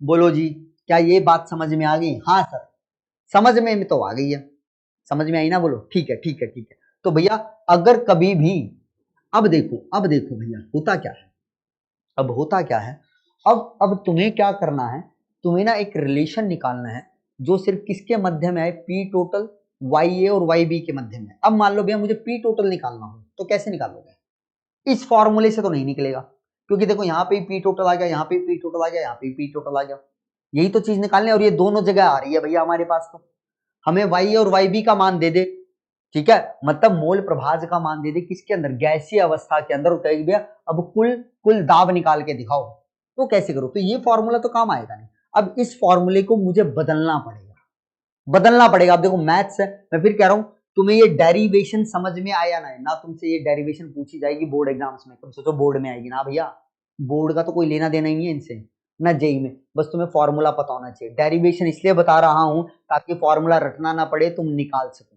ताकि फॉर्मूला तुम्हें रटना ना पड़े, तुम क्या कर सको भैया उसको आसानी से निकाल सको। तो कैसे निकालना है जरा देखिएगा, कैसे निकालना है जरा देखिएगा। अरे पानी नहीं है, एक मिनट।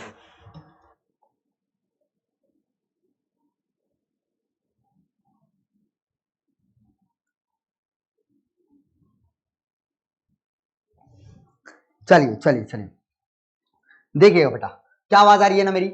आवाज आ रही है ना? हाँ जी हाँ जी आवाज आ रही है, आवाज आ रही है। तो देखना भैया अब इस फॉर्मूले को थोड़ा सा मैं चेंज करने वाला हूं। कैसे चेंज करने वाला हूं जरा सुनना भैया।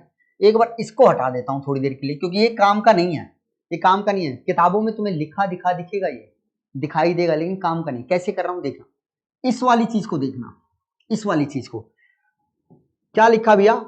P naught A X A बराबर है किसके भैया मेरे पास? वाई ए पी टी, ठीक है। और क्या लिख सकता हूं बेटा? और यहां से मान लो एक्स ए का मान निकाल लूं, एक्स ए किसके बराबर आएगा? तुम कहोगे sir Y A P total बराबर है पी नॉट ए। बोलो एक्स ए का मान तुमने निकाल लिया। इसी तरीके से मैं क्या कर सकता हूं सर? ये भी तो लिख सकता हूं P naught B X B बराबर है वाई बी पी टोटल।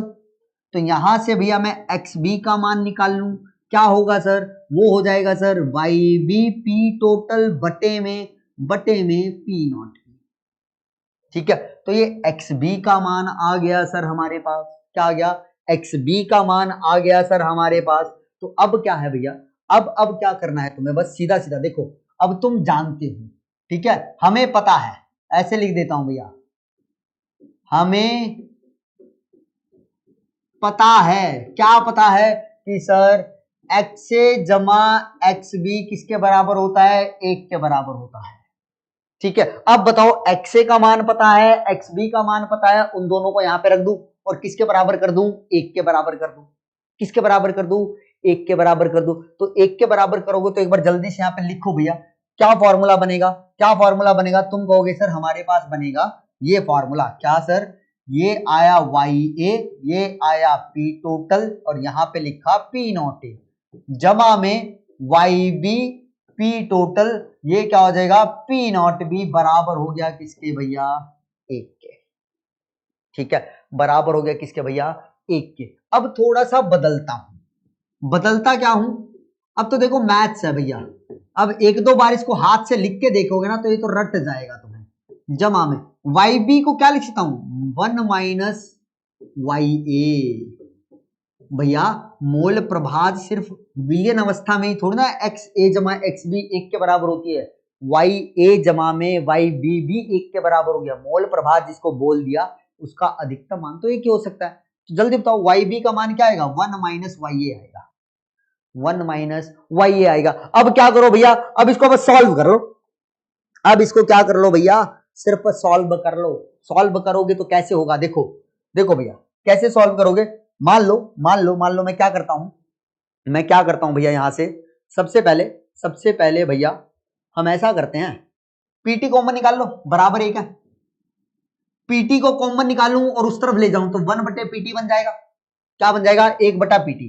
तो देखो ये लिख दिया मैंने, वाई ए अपॉन में पी नॉट ए, ठीक है, जमा में 1 माइनस वाई ए ओवर में पी नॉट बी किसके बराबर हो गया, 1 अपॉन पीटी के। ठीक किया भैया, 1 अपॉन पीटी के, एकदम सही है भैया, एकदम सही है। ठीक है, अब भैया इस फॉर्मूले को थोड़ा सा और सिंप्लीफाई कर रहा हूं मैं, इस फॉर्मूले को थोड़ा सा और आसान बनाऊं, समझ में है ना। पीटी कॉमन लिया तो इनके किस में आना था, वो गुणा में आना था, गुणा से इधर लेके आए तो 1 अपॉन पीटी हो गया। तो देखो आगे लिख रहा हूं, तो भैया यहां पे ऐसे लिख दिया, देखो Y A P naught A जमा में 1 माइनस वाई ए अपॉन में पी नॉट बी, और इसको क्या लिख दिया है, 1 बटा पीटी।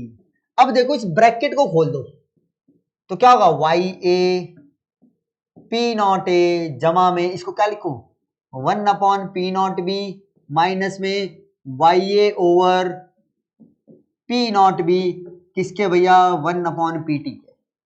भैया एक बार इसके बटे में पी नॉट बी लिख दिया, एक बार वाई ए के बटे में पी नॉट बी लिख दिया, यही तो मैथ्स होता है, इतना तो मैथ्स आता है। अब क्या करो, इस वाई ए वाले को आगे ले आओ, इसको पीछे कर दो, बस यही तो कर रहा हूं भैया। तो यहाँ पे क्या कर रहा हूं, देखो बच्चों की तरह बता रहा हूं भैया, अगर अभी भी पल्ले नहीं पढ़ाना तो मतलब बेटा मैथ्स बड़ा वीक है, तो मैथ्स तो तुम्हें सुधारना पड़ेगा, मैथ्स तो तुम्हें सुधारना पड़ेगा भैया। और मुझे इतनी तो उम्मीद है भैया तुम इतना तो सुधार ही लोगे ना। जिसको नहीं आता मैं उसकी बात कर रहा हूँ, जिसको आता बहुत बढ़िया भैया, शांति से देखते हुए चलो। ठीक है, अब बताओ भैया, अब क्या हो सकता है यहाँ पे, अब क्या कहानी हो सकती है। अब जरा सा अगर तुम इसको देखोगे अब जरा सा अगर तुम इसको देखोगे ना भैया, तो यहां पर ये मेरा एक बार इसमें जेई पे सवाल पूछा गया था, यहां पे आया था जेई में सवाल, जेई मेंस में भैया। उसने तुम्हें कहा, उसने ये कहा तुम्हें, सुनना, कि अगर हम ग्राफ बनाएं, सुनना जरा बात को, अगर हम ग्राफ बनाएं किसके बीच में, 1 अपॉन पीटी प्लस में 1 अपॉन पीटी, और किसके बीच में बना रहे हैं भैया हम, वाई ए के बीच में, किसके बीच में भैया, वाई ए के बीच में बना रहे हैं। ठीक है, 1 अपॉन पीटी प्लस में वाई ए के बीच में, प्लस वर्सेस वाई ए के बीच में ग्राफ बना रहे हैं अभी हम। ठीक है, तो तुमसे ये पूछा गया कि बताओ इस ग्राफ का ढाल क्या हो, मतलब ढलान, जिसको हम क्या बोलते हो, स्लोप। और एक पूछा गया तुमसे इंटरसेप्ट की, और इंटरसेप्ट का मान क्या होगा वो बताओ। अगर 1 बटा पीटी वर्सेस किसके बीच में बन रहा है, वाई ए के बीच में ग्राफ बनेगा, तो जल्दी से बताओ स्लोप का मान क्या होगा और इंटरसेप्ट का मान क्या होगा। जरा सोचो, वीडियो को पॉज करो और जरा सोचो भैया, फिर मैं बताता हूं इसको कैसे निकालना है, फिर मैं इसका ग्राफ भी समझाऊंगा और तुम्हें बताऊंगा भी। ठीक है, जल्दी से करो, जल्दी बताओ।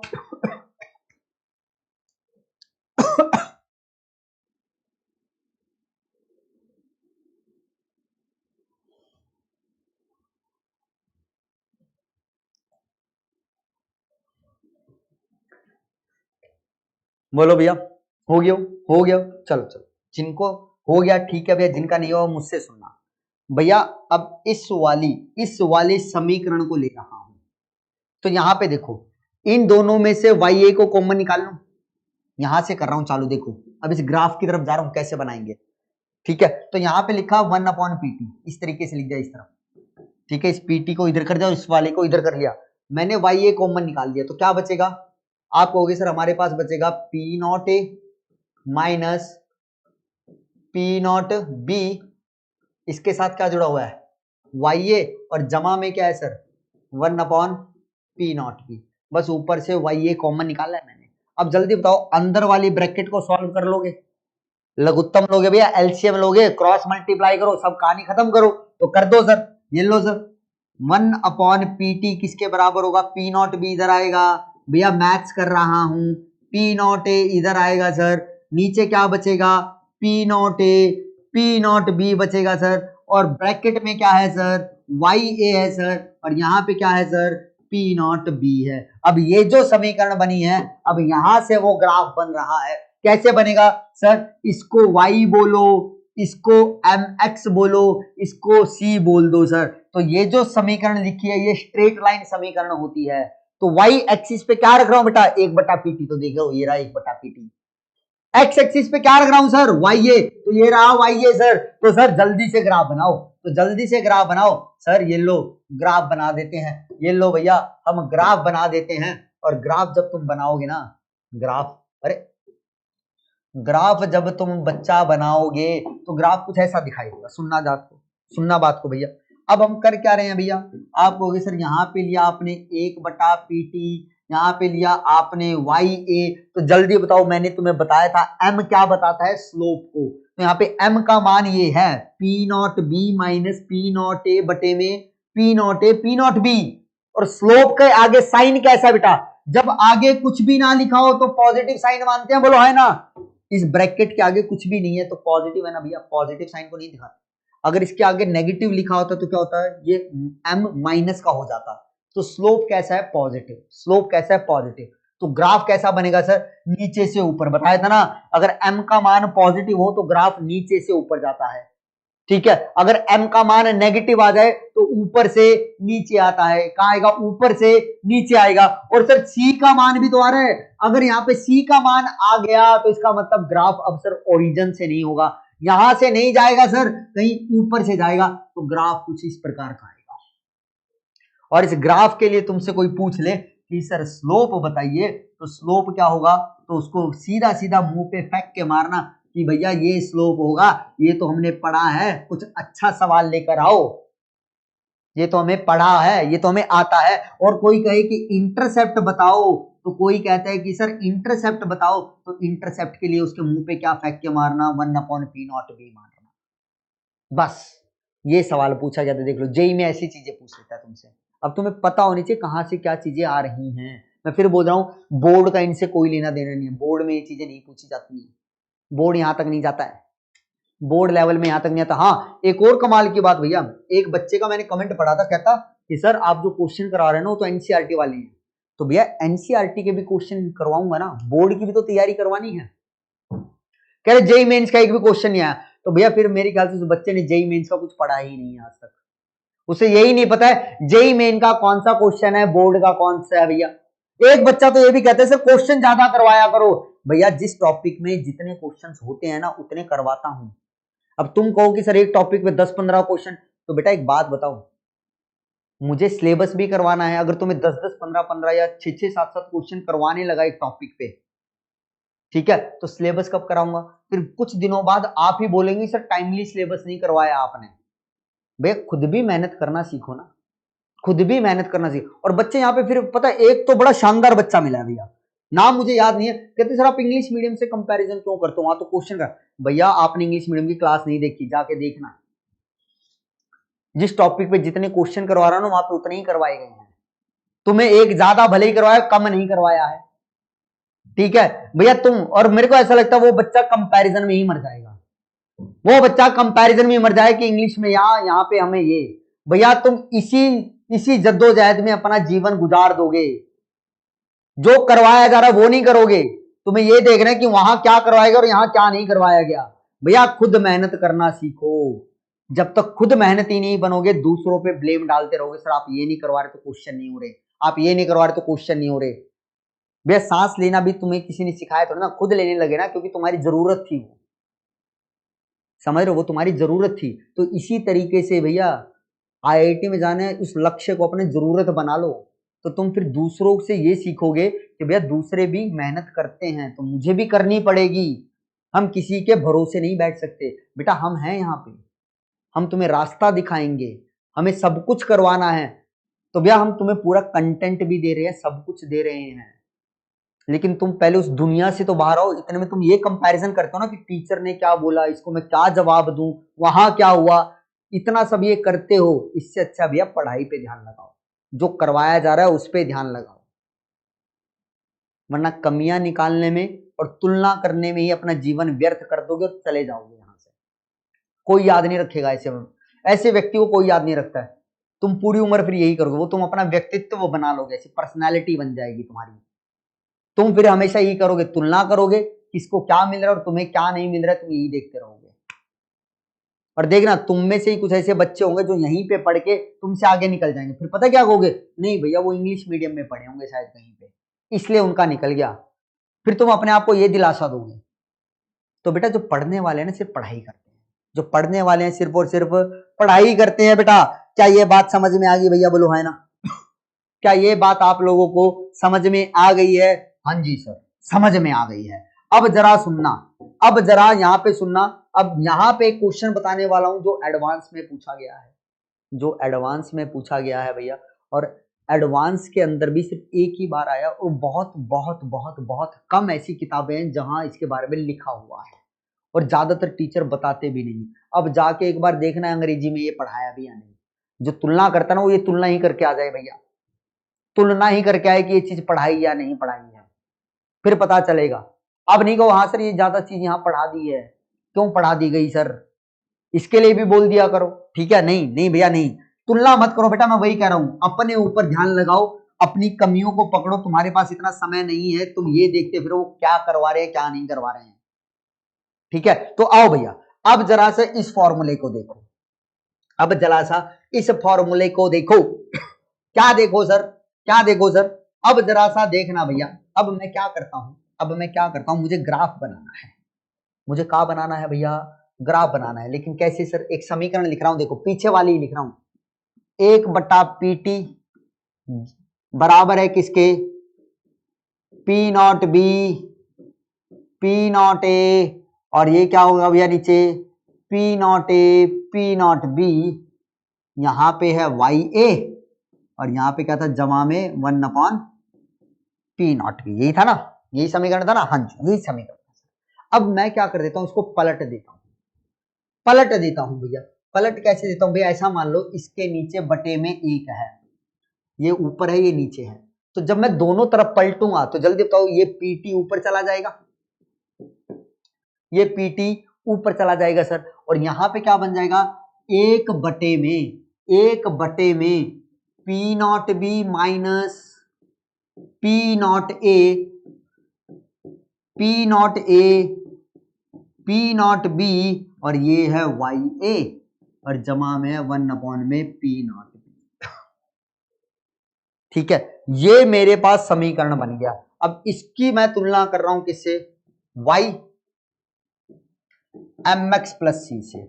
y पे क्या रख रहा हूं, PT, क्या रख रहा हूं, PT। लो भैया रख दिया, ग्राफ बना रहे हैं, ग्राफ बना रहे हैं, तो y पे क्या रखा बेटा, आप कहोगे सर PT रखो, और x पे क्या रखा सर, YA रखो, ये रहा भैया YA, ये रहा YA। अब याद करना मेरे बच्चे, अब याद करना, ऐसा ऐसा ग्राफ हम एक पीछे बना के आए हैं बंद डिब्बे में, लेकिन वहां फर्क क्या था सर, यहाँ पे तो आपने PT ही रखा था, लेकिन यहाँ पे मोल प्रभाज कौन सा रखा था सर, जो विलियन में आया था, जो किस में आया था भैया, विलियन में आया था। तो सर यहाँ पे फर्क क्या डाल दिया, यहाँ पे आपने फर्क क्या डाल दिया कि सर यहाँ पे भी आप अभी भी PT रख रहे हैं, लेकिन यहाँ पे मोल प्रभाज कौन सा ले रहे हैं सर, जो गैसीय अवस्था में है, जो वाष्प अवस्था में है। कहते सर अगर ऐसी बात है तो ऐसी बात है, तो सर ऐसी बात है तो मतलब क्या हुआ सर, इसका मतलब ये हुआ कि ये जो ग्राफ बनेगा ये भी किसमें बनेगा, एक बंद डिब्बे में बनेगा। किस में बनेगा सर, एक बंद डिब्बे में बना दो ना इसको भी, ताकि चीजें और अच्छे से समझ में आ जाए। ठीक है बेटा जी बना देते हैं। तो यहाँ पे क्या कर रहा हूं, फिर से PT ले रहा हूं, यहाँ पे क्या ले रहा हूं बेटा, YA ले रहा हूं। अब भैया अब याद रखना, यहाँ पे mx क्या है, 1/P पे है, ऐसे है, सीधा सीधा नहीं है। ठीक है, तो यहाँ पे 1/, में ये मान आया है। तो यहाँ पे अब ये जो समीकरण बना है ना भैया, इस समीकरण के अनुसार ये जो ग्राफ बनेगा ना, कैसा बनेगा, रेक्टेंगुलर हाइपरबोला। ठीक है, क्या बनेगा बेटा, ये रेक्टेंगुलर हाइपरबोला बनेगा भैया। अगर हिंदी में इसका मुझसे अनुवाद पूछोगे रेक्टेंगुलर हाइपरबोला का, तो इस रेक्टेंगुलर हाइपरबोला को हम क्या बोलेंगे भैया, हिंदी में भी तुम्हें बता ही देता हूं, हिंदी में भी तुम्हें बता देता हूं भैया। हिंदी में क्या बोलेंगे भैया इसको, एक मिनट, मैंने निकाला था, कुछ ऐसा नाम था भैया, मैं खुद भूल जाता हूं उसको, उस नाम को मैं खुद भूल जाता हूं। हाँ, समकोणीय अति परवलय है भैया। ये जो इक्वेशन बनी है ना, ये जो इक्वेशन बनी है, इस इक्वेशन के अनुसार इस ग्राफ की जो नेचर आएगी, जो प्रकृति आएगी, वो कैसी आएगी भैया, इसके अनुसार आएगी सर, वो समकोणीय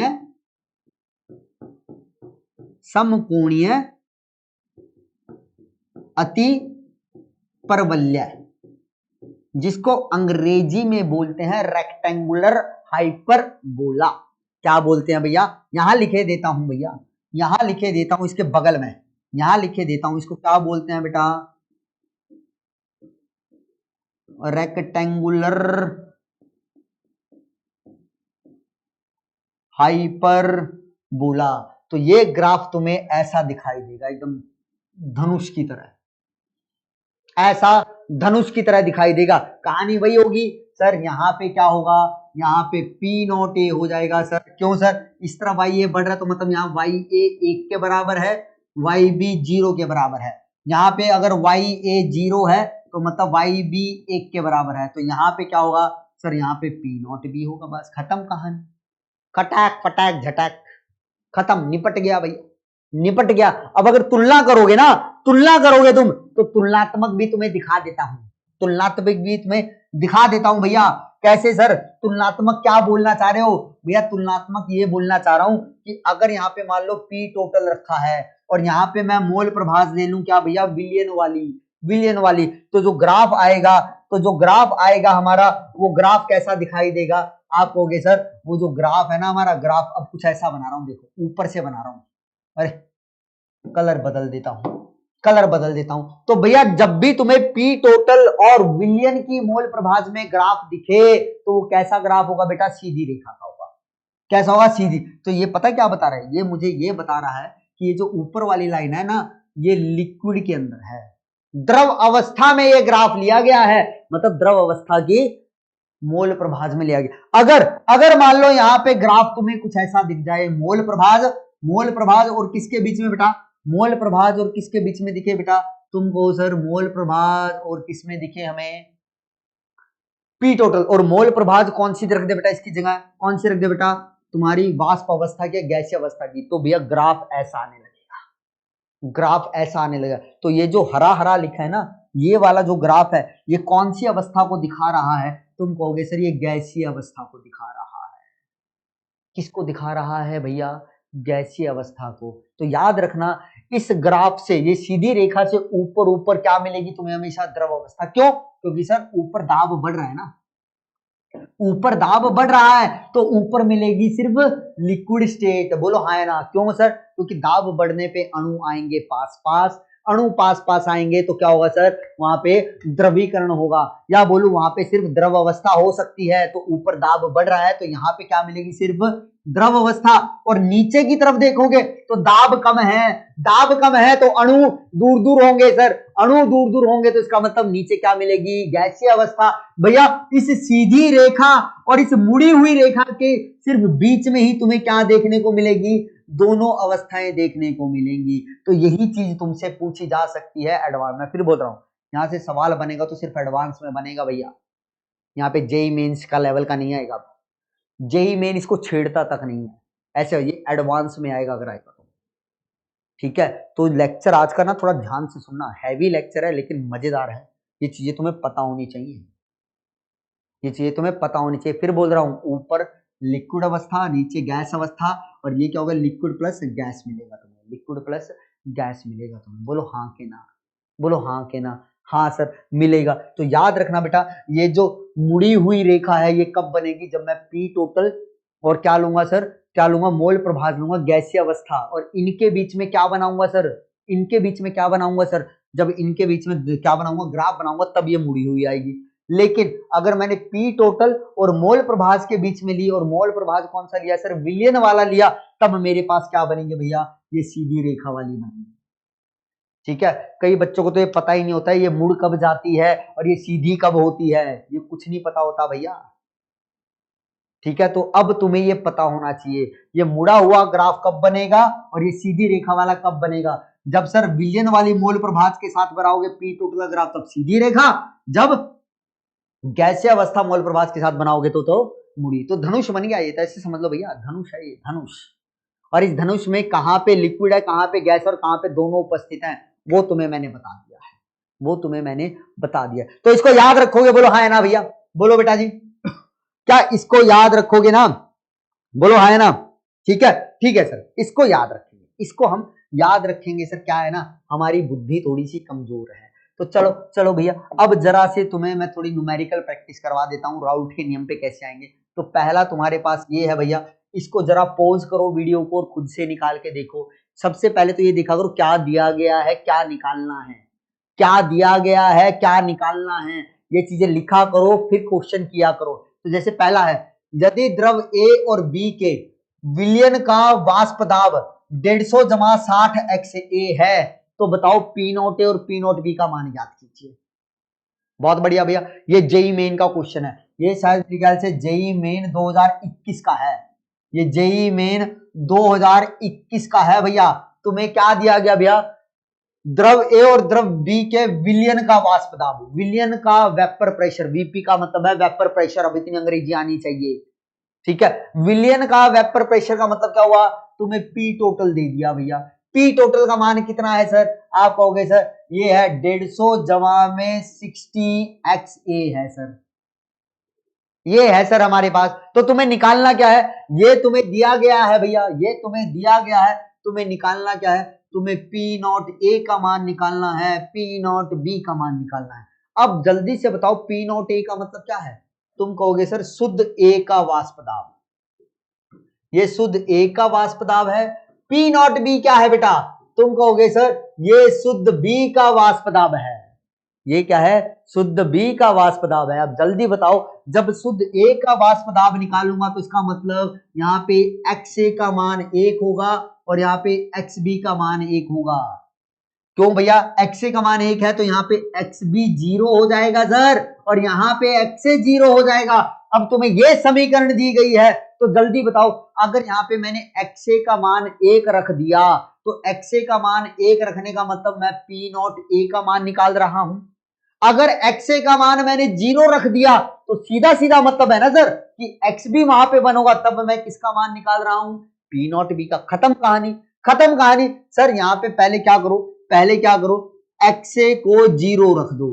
XA को 0 रखने का मतलब क्या है, तुम्हारे पास यहाँ पे किसका मान निकलेगा, तुम्हारे यहाँ पे किसका मान निकलेगा, P नॉट B का निकलेगा सर। तो XA को 0 करो तो ये तो 0 हो गया, तो PT किसके बराबर है 150, तो ये PT अब क्या बन चुका है मेरे पास, P नॉट B, तो कितना आ गया 150। अब ये मत कहना, अब ये मत कहना कि सर ये PT को P नॉट B क्यों लिख दिया, क्योंकि भैया X से 0 करने का मतलब क्या है, X से 0 करने का मतलब है वहां पे खाली अब B घटक उपस्थित है, B घटक उपस्थित है, तो इसका मतलब अब जो भी दाब आएगा वो किसका होगा, शुद्ध A का, तो वो शुद्ध B का, किसका, शुद्ध B का, तो ये P टोटल क्या बन गया, शुद्ध B, तो P नॉट B का आ गया भैया। अगर मुझे क्या निकालना है, अगर मुझे निकालना है भैया किसका, P नॉट A का, तो XA का मान क्या रख दो, 1, XA का मान 1 रखूंगा तो क्या आएगा, P नॉट A। तो जल्दी तो 1 रखा तो 150 और 60 कितना हो जाएगा, 210, तो उस टाइम पे क्या आ जाएगा ये, बस जवाब आ गया भैया, और क्या चाहिए, जवाब आ गए हैं तुम्हारे पास। अब इतना तो समझ में आना चाहिए ना भैया, इससे तुम्हें XA निकाल मतलब P नॉट निकालना है, P नॉट B निकालना है, तो क्या करना पड़ेगा, समझ गए बात को। ठीक है ठीक है, चलो आगे बढ़ते हैं। ये रहा भैया, चलो चलो, इससे पहले मैं तुम्हें थोड़ा सा एक सिंपल से देता हूं ताकि तुम्हारा दिमाग काम करने लगे, दिमाग काम करने लगे। जैसे ये वाला बताओ, ये वाला बताओ भैया, स्क्रीन को पॉज करो और आंसर बताओ। ए की वाष्प अवस्था में मोल भिन्न कितनी है, YA, वाई ए क्या बेटा, ए की वाष्प अवस्था में मोल भिन्न का एक्से के पदों में सही संबंध क्या है? यदि ए की विलयन में मोल प्रभाज कितनी है बेटा, एक्स ए कितनी है बेटा, ये एक्स ए है, तथा पी नॉट ए का शुद्ध अवस्था में वाष्प दाब है। तुम्हें क्या बताना है बेटा, वाई ए का सूत्र बताना है, कौन सा ठीक है इनमें से। अब भैया तुम्हें ये मैंने बताया था, अभी अभी तो हमने पीछे किया था कि सर हमारे पास क्या होता है अगर मान लो एक घटक का मोल प्रभाज निकालना है वाष्प अवस्था में, तो किसके बराबर होगा, तो सर ये होगा पी ए अपॉन में P total, P A upon में पी टोटल। अब कई कहेंगे सर कहाँ बता दिया, कुछ भी कहते रहते हो आप कि ये बताया था वो बताया था, कहीं पे कुछ नहीं बताया है। तो मैं तुम्हें दिखा देता हूँ भैया, दिखा देता हूँ। ये देखो ये लिखा हुआ है। तो यहाँ से वाई ए का मान निकालना कितना आएगा, यहाँ से वाई ए का मान कितना आएगा भैया, जल्दी बोलो। तुम कहोगे सर पी ए बटे में पी टी। यहाँ से वाई बी का मान बोलना कितना आएगा, तुम कहोगे सर पी बी अपॉन में पी टी। अब पी और पी बी क्या है, आंशिक दाब है, तो इनका मान तुम्हें पता होता है, तो बस अब मान ही तो रखना है। अब बताओ पी ए को क्या लिख सकते हो, पी ए को तुम लिख सकते हो P naught A X A over P total, बस खत्म। पी नॉट ए ओवर एक्स ए ओवर पी टोटल। अब बेटा पी टोटल क्या है, विलयन का कुल दाब। तो देखो कौन सा फॉर्मूला बनेगा, ये रेडी बेटा, बस इसने पी टोटल को पीएससी तो लिखा है, ठीक है। ये भी जेईई मेन का सवाल है 2019 पता नहीं 20 समथिंग के अराउंड आया था ये, ठीक है, 2019-20 समथिंग के अराउंड का है। तो देख लो ऐसे सवाल पूछे जाते हैं तुमसे, ये वाला सवाल देखो, इस वाले सवाल को ट्राई कीजिए एक बार, इस वाले सवाल को जरा ट्राई कीजिए बेटा। कहता है यदि पी नॉट ए व पी नॉट बी के मान क्रमशः 108 और 36 स्टोर है, ये तुम्हें पी नॉट ए का मान दे दिया, ये तुम्हें पी नॉट बी का मान दे दिया। तो ए की वाष्प अवस्था में मोल भिन्न, ए की वाष्प अवस्था मतलब वाई ए का मान निकालना है, में मोल भिन्न होगी यदि बी की मोल भिन्न विलयन में कितनी है 0.5। तो ये 0.5 किसकी दे दी बेटा, एक्स बी का मान दे दिया है। तुम्हें वाई ए का मान निकालना है, किसका निकालना है, वाई ए। तो जल्दी से बताओ वाई ए का फॉर्मूला क्या होगा, तुम कहोगे सर पी ए बटे में पी टी होगा। तो पी ए का मान क्या होगा, तुम कहोगे पी नॉट ए एक्स ए बटे में पी टोटल होगा। अब जल्दी तो क्या पी टोटल का मान दे रखा है, नहीं सर, तो पी टोटल तुम्हें निकालना पड़ेगा, हाँ सर। तो पी टोटल किसके बराबर sir, P A plus P B. तो पी टोटल यहां से क्या आता है sir, P naught A X A जमा में P naught B X B. अब देखो P naught A P naught B का मान दे रखा है, एक्स बी का मान कितना है 0.5। अगर इस 0.5 को एक में से घटा दूंगा तो क्या आ जाएगा, एक्स आ जाएगा ना भैया, क्योंकि एक्स जमा एक्स बी होता है एक। एक्स बी का मान अगर उसमें से घटा दूंगा तो एक्स ए, तो दोनों 0.5 तो बस पी टोटल निकल गया सर मेरा। कैसे निकला सर, ये आया सर 108 गुना में 0.5 जमा में और कितना है सर 36 गुना में 0.5। बस अब इसको सॉल्व कर लो सर, इसको सॉल्व कर लो, कर लेते हैं लोग। 5 अठे 40, ठीक है, 5 एकम 5, तो कितना आ गया सर ये 54, क्योंकि पॉइंट भी तो लगेगा, जमा यहाँ करो 5 6 30, 3 5 3 15, 15 और 3 कितने भैया 15 और 3 18। तो यहाँ पे भी आ गया भैया, जोड़ो भैया कितना 8 4 12 का 2 आ गया सिर्फ 1 7, तो कितना आ गया 72 टोटल। तो पी टोटल कितना आया 72। तो पी टोटल की वैल्यू पता चल गई, अब पुट कर दो। पी नॉट ए कितना है 108 गुना में एक्स ए का मान पता चल गया ना भैया, एक्स बी अगर इतना है तो एक्स बी, तो एक्स ए किसके बराबर होगा 1 माइनस एक्स बी के, तो 0.5 ही तो आएगा, तो बटे में 72। बस ठीक है, बोलो हाँ ना भैया, समझ में आ गई बोलो भैया, ठीक है, काट दो भैया अभी। 12 नीमा 108 और 12 छीक कितने होंगे 6 दूनी 12, 12 छीक 72, फिर कटेगा कितने पे 3 तिया 9, 3 दूनी 6, तो कितना आ गया बेटा ये कितना 3 पंजे 15, 1.5/2 इसको सॉल्व करो तो कितना आएगा 0.7, कितना आ जाएगा 0.75। इसको सॉल्व करेंगे तो कितना आएगा बेटा 0.75। क्लियर हुई बात? तो बस तुम्हें क्या करेगा, सारी चीजें देगा, बस तुम्हें कैलकुलेशन, तुम्हें चीजें पता होनी चाहिए भैया किस प्रकार से करनी है। ठीक है, ये फॉर्मूला था सर, पीटी चाहिए था, ये पीटी निकाल लिया सर। ठीक है, एक्स भी दे रखा था सर, तो एक्स से किसके बराबर होता है, यहां पे लिख देता हूं, देखो एक्स से किसके बराबर होगा सर 1 माइनस एक्स बी के। तो एक्स बी का मान पता है सर, यहां पुट करो तो 0.5 आ जाएगा सर, बस खत्म। ठीक है, ठीक है, चलो जी, चलो आगे बढ़ते हैं। ये वाला सवाल देखिए, इस वाले सवाल को देखिए और जल्दी से करके बताइए बेटा क्या होगा, जल्दी से करके बताइए इसको क्या होगा भैया। कहते हैं 1 मोल हेप्टेन, हेप्टेन का मतलब क्या होता है भैया, हेप्टेन का मतलब इसमें 7 कार्बन। अब हेप्टेन का फॉर्मूला तुम्हें पता होना चाहिए, तो मैं बता देता हूं। ठीक है, ये होता है C7, कितना होता है 7 दूनी 14, 14 और 2 16, C7H16, ये हेप्टेन है। ऑक्टेन का मतलब होता है 8 कार्बन, तो ये होता है भैया क्या C8H18। ठीक है, इनका फॉर्मूला मैंने बता दिया है, अब करके देखो क्या कहता है। 1 मोल हेप्टेन जिसका वाष्प दाब दीजिए, तो मतलब ये प्योर का है, प्योर C7H16 का वाष्प दाब है ये, और शुद्ध C8H18 का वाष्प दाब है ये, के साथ मिलाया गया, इससे बनने वाले आदर्श विलयन का वाष्प दाब बताओ। 1 मोल हेप्टेन लिया, 4 मोल ऑक्टेन लिया, और उन दोनों को तुमने मिला दिया, तो जो विलयन बना उसका कुल वाष्प दाब बताओ। तो कुछ भी नहीं है भैया सर, पी टोटल रखना है, किसके बराबर, हमें रखना है पी नॉट ए एक्स जमा में P naught B X B के। सर बस ए को हमने यहाँ पे हेप्टेन बोल दिया, बी को हमने यहाँ ऑक्टेन बोल दिया।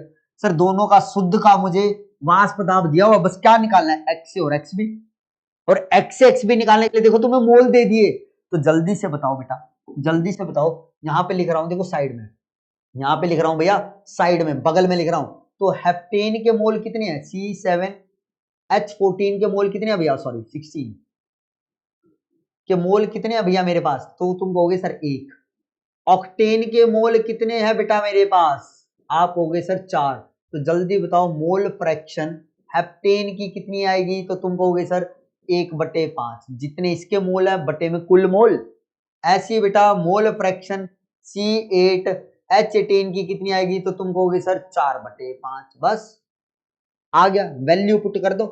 तो वैल्यू पुट कर देता हूं भैया मैं, 92 गुना में 1/5 जमा में कितना होगा बेटा 31 गुना में 4/5। बस अब इसी को तो सॉल्व करना है। ठीक है, इसको सॉल्व करना और आंसर मुझे जरूर बताना भैया कि इसका आंसर क्या होगा, कमेंट्स में जरूर बताइएगा। ठीक है, कि हेप्टेन वाले का, इसको मैं बोल देता हूं क्वेश्चन नंबर ए। ठीक है, या फिर इसको बोलो भैया कबूतर, बस ऐसे ही ले लो। लो, कबूतर वाले क्वेश्चन का क्या आंसर होगा तुम्हें बताना है। कबूतर लिख दिया भैया, कबूतर लिख दिया, तुम्हारे चक्कर में भैया हिंदी भी खराब हो गई है मेरी। कबूतर, ठीक है, कबूतर। ठीक है, तो इसका जवाब मुझे बताइएगा। ठीक है, और भैया अब ये जो 2 सवाल है ना भैया, ये जो आपको मैं 2 सवाल दे रहा हूं, ये आपके होमवर्क के हैं, ये आप लोगों के होमवर्क के सवाल हैं। ठीक है, और एक चीज और करनी है आपको, एक चीज और करनी है भैया, देखो आपको बता देता हूं, ये वाली कहानी, इस वाली कहानी को करना है। जैसे तुम्हें भैया देखो एक्स से एक्स बी का मान बताया हुआ है पहले केस में, तो तुम्हें अब क्या करना है, इस पहले केस में पी ए का मान पता लगाना है, पीबी का, पीटी का, वाई ए का, वाई बी का, और देखो पी नॉट ए और पी नॉट भी दिया हुआ है। अगले में देखो तुम्हें पी ए का मान दे दिया, तो तुम्हें भैया किसका मान निकालना है, एक्स ए का, एक्स बी का, पीबी का, पीटी का, वाई ए का, वाई बी का। समझ पा रहे हो बात को भैया? ठीक है, तो पी ए का मान पता है, तो तुम्हें इन बाकी सबके मान निकाल, तुम्हें जो जो मान दे रखे हैं वो मैंने लिखे हुए हैं, उनसे तुम्हें क्या निकालना है, बाकी बचे हुए मान निकालने हैं। तो ये टेबल वाला क्वेश्चन भी तुम करना, इसको नेक्स्ट क्लास में डिस्कस करूंगा भैया, मैं नेक्स्ट क्लास में डिस्कस जरूर करूंगा इसको, लेकिन करके आना है, ऐसे नहीं फालतू में मुंह उठा के आ जाओ, ठीक है। भले ही गलत करो कोई परवाह नहीं है, तो सही तो हो पाएगा ना तुम्हारा, सही उस समय कर पाओगे तुम, ठीक है। ठीक है, एक तो ये वाला क्वेश्चन आप लोग अच्छे से करोगे भैया, ठीक है, ये वाला क्वेश्चन तुम अच्छे से करोगे, ठीक ठीक ठीक। और भैया, और भैया, और आपके लिए ये बात जरूरी है बेटा कि जो जो आज मैंने आपको बताया ना, इसको बहुत अच्छे से पढ़ना, ठीक है। देखो पढ़ना तो सब कुछ अच्छे से होता है, लेकिन आज थोड़ी सी बातें ना हमने अच्छे लेवल की हैं, एडवांस के कुछ ग्राफ्स किए हैं जहां से सवाल आता है तुम्हें, ठीक है। जेई मेंस का मैंने तुम्हें थोड़ा बहुत बताया, जो ग्राफ तुम्हें कराया ना वो बड़े इंपॉर्टेंट ग्राफ है भैया, ठीक है। और जैसे बताया ना वैसे उनको याद रखने की कोशिश करना, मैं फिर बोल रहा हूँ भैया, वैसे उनको याद रखने की कोशिश कीजिएगा। तो बेटा उम्मीद करता हूँ आज का लेक्चर तुम्हें पसंद आया होगा, तो नेक्स्ट लेक्चर में फिर मिलेंगे बेटा, तब तक के लिए ध्यान रखिए, अच्छे से पढ़ाई करते रहिए। Okay, take care, bye bye.